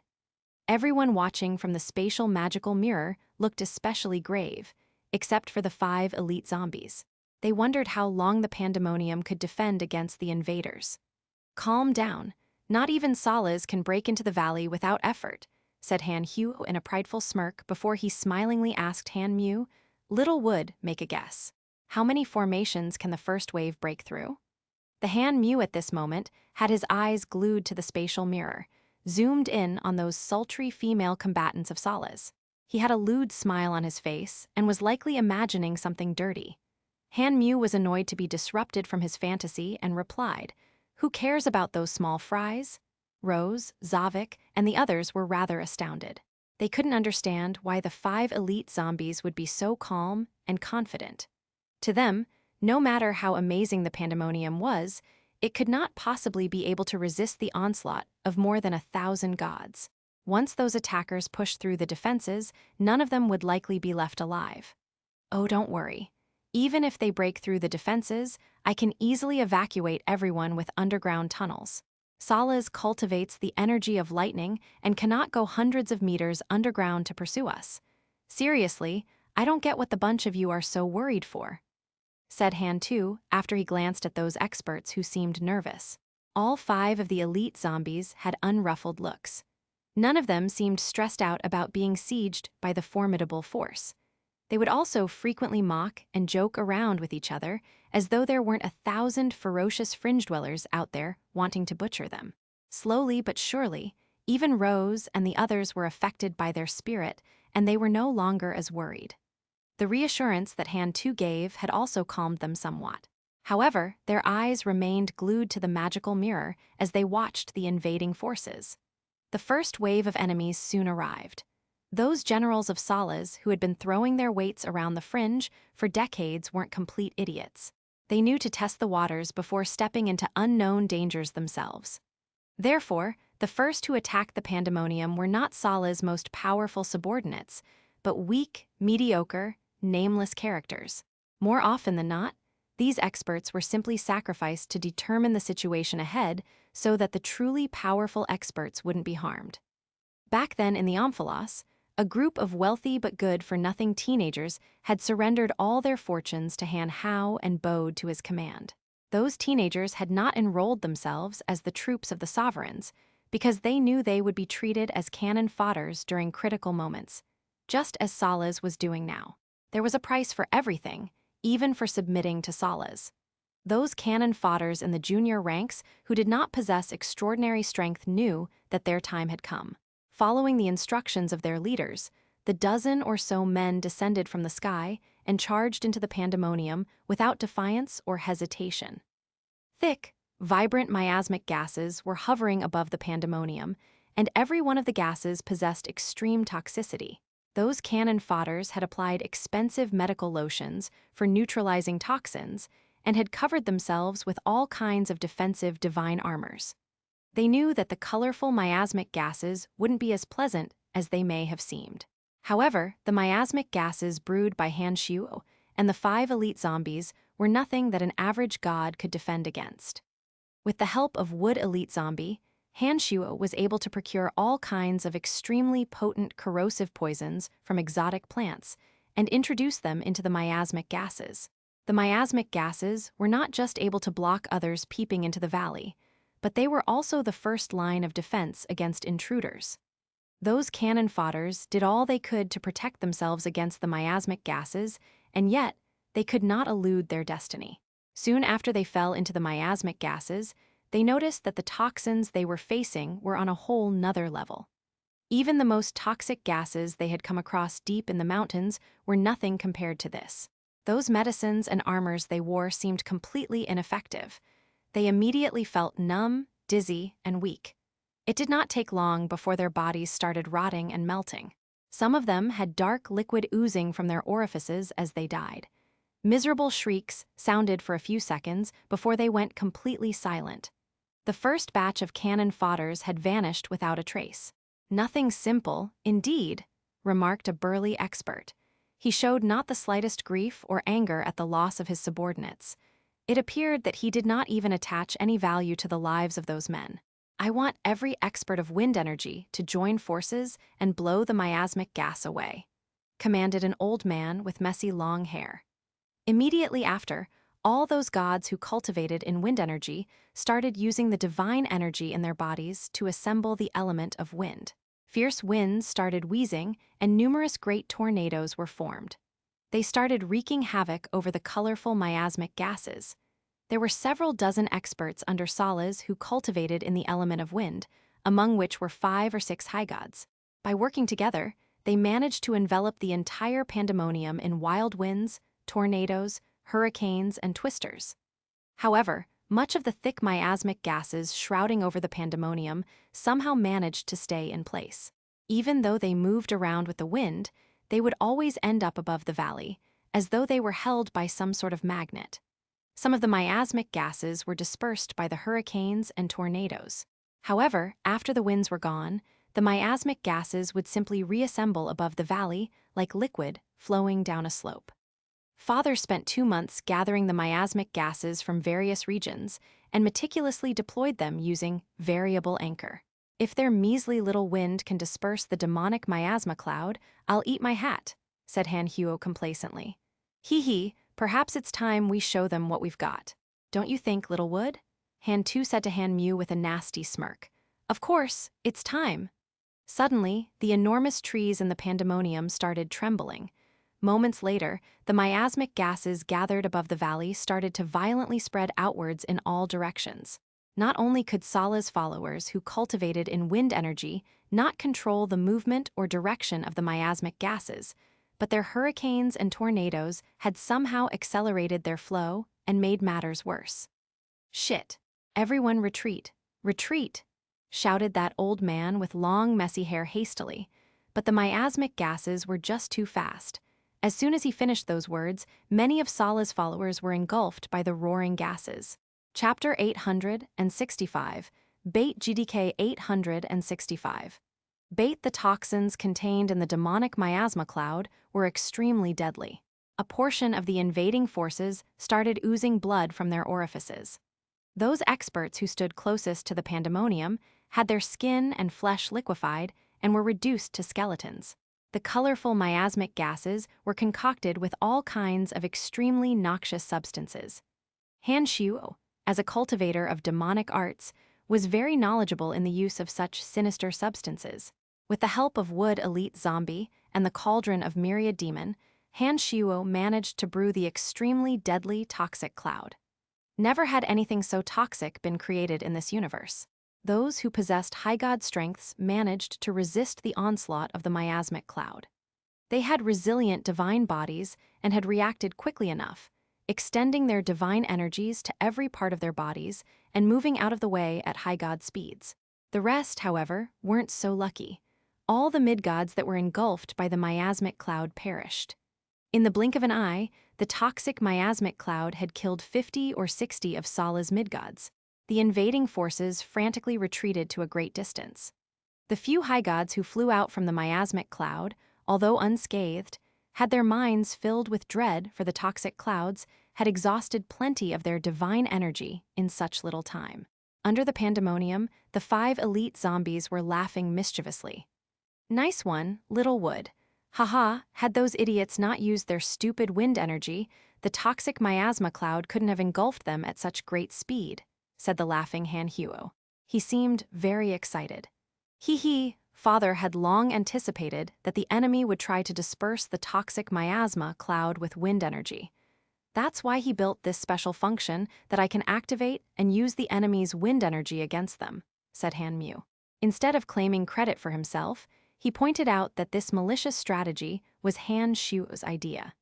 The 5 elite zombies casually discussed the wonderful uses of the demonic miasma cloud. Their confidence grew after emerging victorious in the first engagement of the battle. Rose, Zavik, and the others were astonished to see that a great number of the invaders were killed and injured, although they had not even defeated the pandemonium's first layer of defense. It was only now that they started to feel some trust in the defensive power of the array of formations inside the pandemonium. They got a vague feeling that the invaders would pay an unimaginable price. Rose suddenly grew relaxed. She came to admire Han Shuo even more. His contraptions had managed to stop 1,000 or more formidable experts outside the valley, even in his absence. Such an extraordinary feat could not be achieved by an ordinary man. It was at that moment that Rose knew Han Shuo would rise to be a legend in the fringe. Over a steep mountain wall outside the valley stood a man. He had been keeping a close eye on the pandemonium, attentively overseeing the situation. He was none other than Sovereign Asura, who had rushed here from his underground palace. Asura at this moment was wearing a startled expression. With a wave of his hand, a whiff of the toxic miasma floated to him and hovered over his palm. Asura became even more astounded after he carefully analyzed the miasma cloud. He discovered new toxins that he had never previously seen. Every toxin in the colorful miasma had its own unique function. All kinds of rare, Bizarre yet noxious toxins were mixed in an unfathomable way to form this extraordinary cloud. He also sensed just how formidable and deadly the miasma cloud was. Even with his over-god realm energy, he could not completely isolate himself from the toxins and had to consume a small amount of his divine energy to neutralize the toxins. Asura gazed at the pandemonium. His eyes were filled with a complex array of emotions as he muttered to himself, "Brian, Brian, what in the world are you?" After retreating from the pandemonium, that old man with long, messy hair went to Salas and asked, pathetic and helpless, "My sovereign, what should we do?" Salas had witnessed their general's failure. The miasma clouds were not just extremely toxic, but they also couldn't be blown away with wind energy. Sala's generals had no idea what they could do to break into the pandemonium. "Pile of trash," Salas was furious. He thought that the enormous group of experts should have easily captured the pandemonium and killed everyone in it. Who knew that many dozens of them would have died before they could even break through the outermost layer of defense? If the outside world were to learn of this humiliating news, Sala's reputation would fall below the abyss, and he would be laughed at by every fringe dweller in existence. That old man and the other generals shrank their necks and put on helpless faces, trying to look pitiful. They knew that Salas would kill even his own people when he was in a bad mood. Therefore, when Salas was enraged, their wisest choice was to keep their mouths shut as much as possible. Salas snarled and swept his chilling eyes on his subordinates. In the usual days, Salas would have killed a few of them to vent his anger. But this time, Salas swallowed it. He knew that things had changed. His reputation in the fringe had hit rock bottom and, at least temporarily, there wouldn't be new experts begging to serve his sovereignty. To have a footing in the fringe, one had to be in command of adequately strong power. Salas was falling short of followers, and he could no longer just throw their lives away. "Back off. I will destroy this toxic cloud barrier." Salas had just then decided to handle things himself. He unfurled his domain of divinity. The element of lightning surged into the domain from everywhere. Salas was quickly surrounded by blinding lightning and deafening thunder. Sala's strength has not retrograded at all. Brian sure has some skills to be able to escape from Sala's. Asura's face turned grave after he carefully sensed the element of lightning that flooded the area. Rumors had it that Salas suffered a setback in his cultivation and his strength diminished, thereby giving Han Shuo the opportunity to escape. But from the element of lightning in the environment, Asura was able to estimate Sala's strength, and he realized the rumors were incorrect. After making the discovery, Asura regarded Han Shuo even more highly. Asura knew that if Han Shuo could easily escape from Sala's, that meant Han Shuo could also escape from him or another sovereign during a battle. That, in turn, meant that if any of them became enemies with Han Shuo, they would be unable to eliminate him, and the threat of Han Shuo would always be there. Asura then recalled the information that originated in the City of Shadows about Han Shuo. After a moment of consideration, he came to a wise decision that he must never make an enemy of Han Shuo. While Asura made a decision for which he would be eternally grateful in the future, Salas, who had gathered and filled the sky with the energy of lightning, started bombarding the pandemonium with his doomsday thunderbolts. Sala's plan was very straightforward. Blindly bombard whatever matrices or boundaries in the pandemonium with his most ferocious thunderbolts, hitting them with overwhelming brute power. Although the approach was simple, it was the most effective. The sky became brighter than the sun as it was lit up by countless thunderbolts. World-shaking explosions rumbled all around the valley at every second. As a sovereign of the fringe, Salas was very annoyed that he needed to step in right from the start of an invasion. If it wasn't for the toxic miasma cloud covering the valley, Salas wouldn't have gotten into action so soon. The presence of the toxic miasma cloud had frightened his troops. As long as the toxic cloud was present, they would be too afraid to proceed with the invasion. "The fuck? That's too soon. I haven't had enough fun yet. There are still tons of demonic formations that they haven't touched. What is he so excited for?" cursed Han Huo. He felt as though Salas wasn't playing by the rules. Zavik had a bitter smile as he explained, "The toxic miasma cloud is just too strong. They couldn't overcome it and are not willing to just throw their lives away." "Old man, you should have told us earlier," said Han Mu impolitely. "This won't do. We need to kill more of his followers. Yes, we will make it look like the pandemonium has been partially destroyed and bait them into the demonic formations. Ha ha ha, fantastic idea. You sure are a sinister one, Han Mu, cackled Han Huo. Han Mu put on an evil smirk as he connected his soul with the ancient trees that acted as the cruxes of demonic formations. The ancient trees started twisting their branches and shaking their lush leaves as though they were dancing. Sala's thunderbolts had been bombarding the pandemonium for a while. They had made countless world-shaking explosions, but the toxic miasma cloud remained above the pandemonium. Sala's grew more angered as time passed. He gathered even more lightning energy with even more power. Suddenly, the toxic miasma cloud that flooded the space above the pandemonium seemed as though it was somehow being pulled by enormous suction power. They disappeared into the countless tiny holes all around the valley. Salas stared blankly for a second before he laughed nastily and shouted, "Whatever energy tower or boundary that powered the toxic clouds have been destroyed by my lightning energy. Charge into the valley and slaughter everyone. This time, that kid called Brian will have nowhere to run." Salas had absolute confidence in his strength. From his point of view, the defensive power of the pandemonium was very limited. He assumed that no boundary or barrier could withstand the full blast of his overgod power. Thinking that the defenses were down, he had commanded his troops to go all in right away. Sala's followers trusted him as much as he trusted himself. Salas had gone on rampages all around the fringe for many years. No fringe dwellers nor barriers could withstand his lightning. The sudden disappearance of the toxic miasma cloud seemed to prove that Sala's judgment was correct. Those high gods who had suffered in the toxic miasma cloud had been waiting for this moment. Without any hesitation, they commanded all their subordinates to charge into the pandemonium behind their lead. The entirety of Sala's troops descended into the valley from every direction. Chapter 866. My Time to Shine. GDK 866. My time to shine. Besides the demonic miasma cloud that shrouded the pandemonium, there were all kinds of even deadlier demonic formations deployed all around. If Salas intruded the pandemonium, he would have hell to pay. As for his followers, well, they stood no fucking chance. Good, ha ha ha, they are all coming. This is wonderful," exclaimed Han Mu. He, Salas trusts his strength too much. He seems to believe that there are no defenses that he cannot destroy, remarked Han Tu as he watched the stationary Salas through the spatial refraction mirror.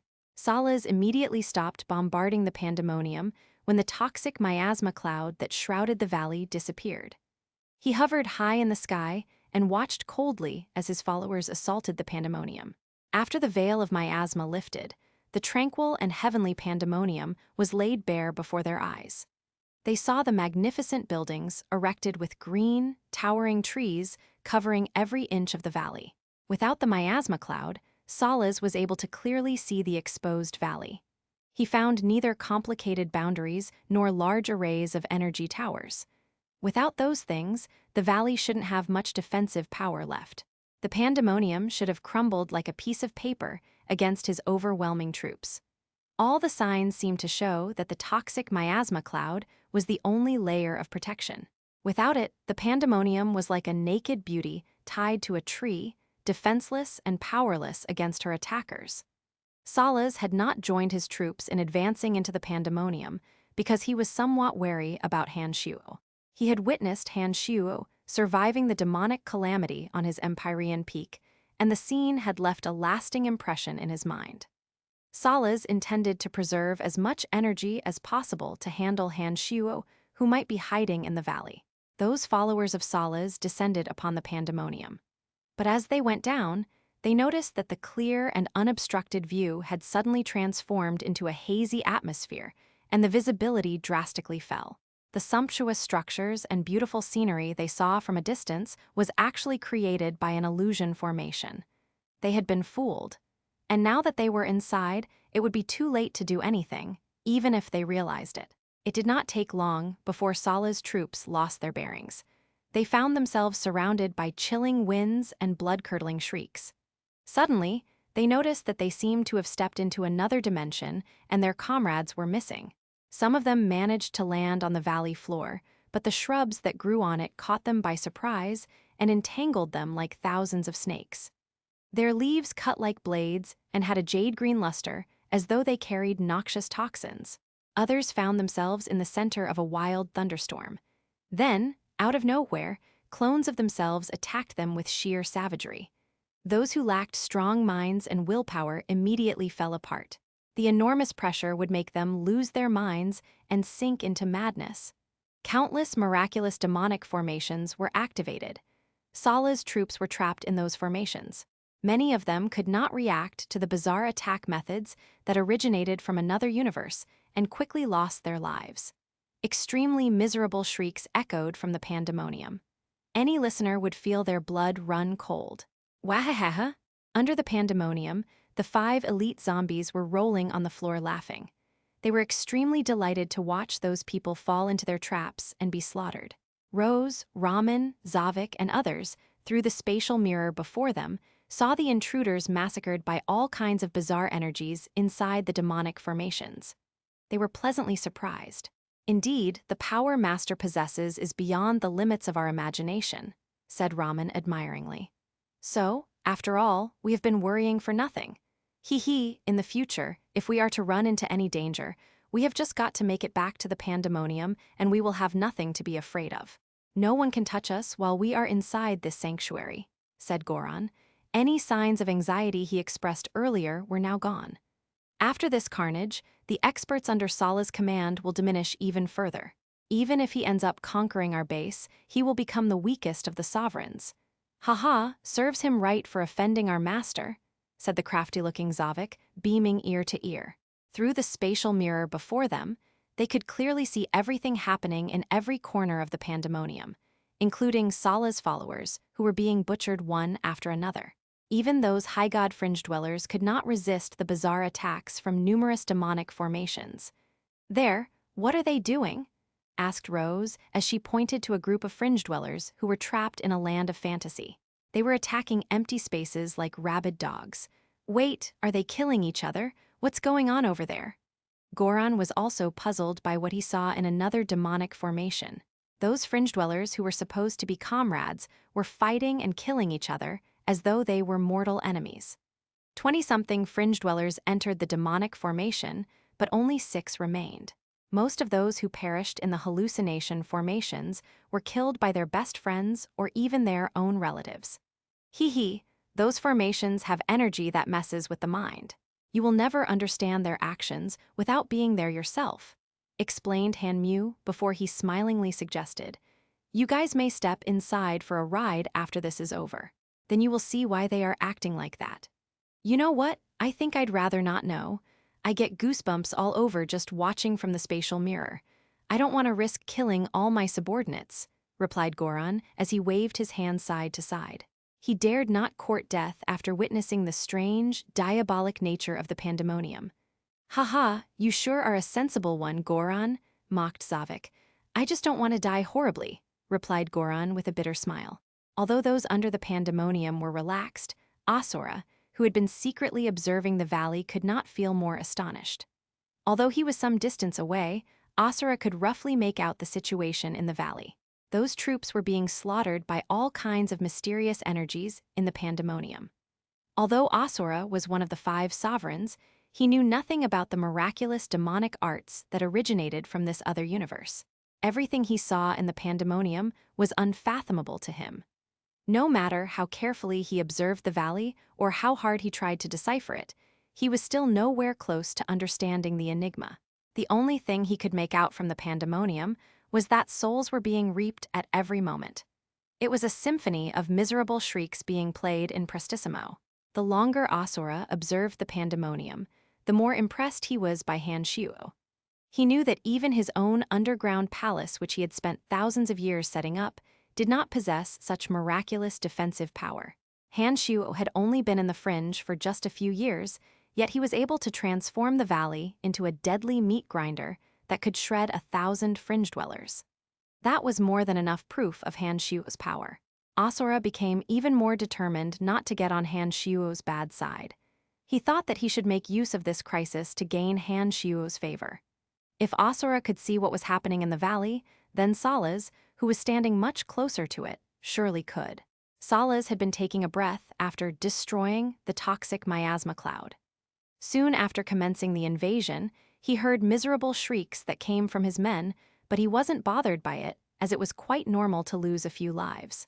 But when the miserable shrieks started getting louder and more frequent and popping up from every part of the valley, Salas raised an eyebrow. Only then did he realize that something wasn't right. He scanned and examined the valley and was surprised to find that it was filled with all kinds of unknown energies. Those bizarre energies were arranging and moving in strange orders, forming all kinds of miraculous attacks, rapidly slaughtering his troops who were in the valley. Salas was greatly alarmed. By now, most of his troops had entered the pandemonium, and he could not indiscriminately bombard the valley with his thunderbolts as he previously did. Rage filled his mind as he roared from above the pandemonium. "Everyone retreat!" But unfortunately for Salas and his followers, though it was easy to enter the pandemonium, it was extremely difficult to get out. Salas' troops were currently trapped inside various demonic formations that they could not leave, other than through their own deaths. They were busy dealing with attacks coming from themselves, and they couldn't even hear Salas cry.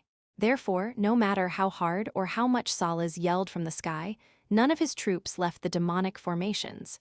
In fact, they were dying at an increasing rate. The pandemonium was covered with dead bodies. With things having come to this, for the lack of a better option, Salas descended into the valley. Salas was an expert with over-god strength. Those demonic formations that relied on the energy of demon generals were unable to defeat the lightning energy that emblazoned his divine body. They could not cause Salas any meaningful harm.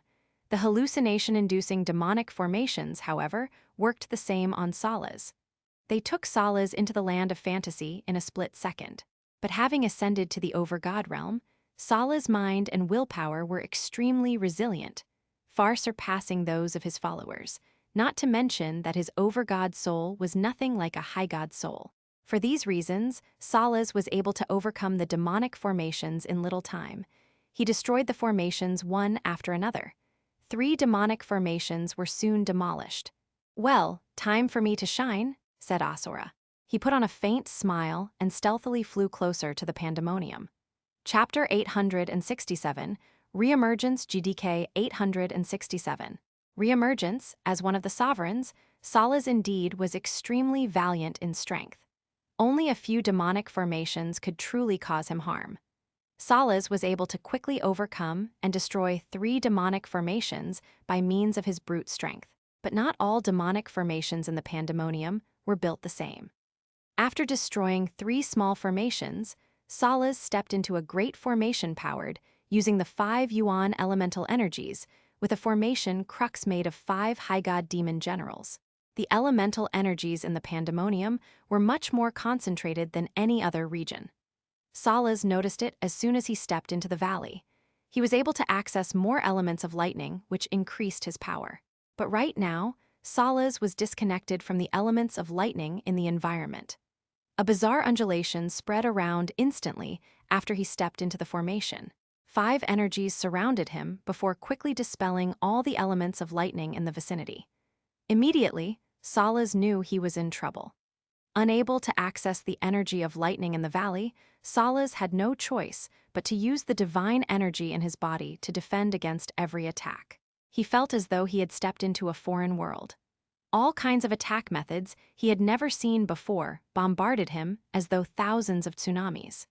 Inside this space that was completely isolated from the outside world, Salas could neither sense the auras of his followers nor see a thing through the barrier.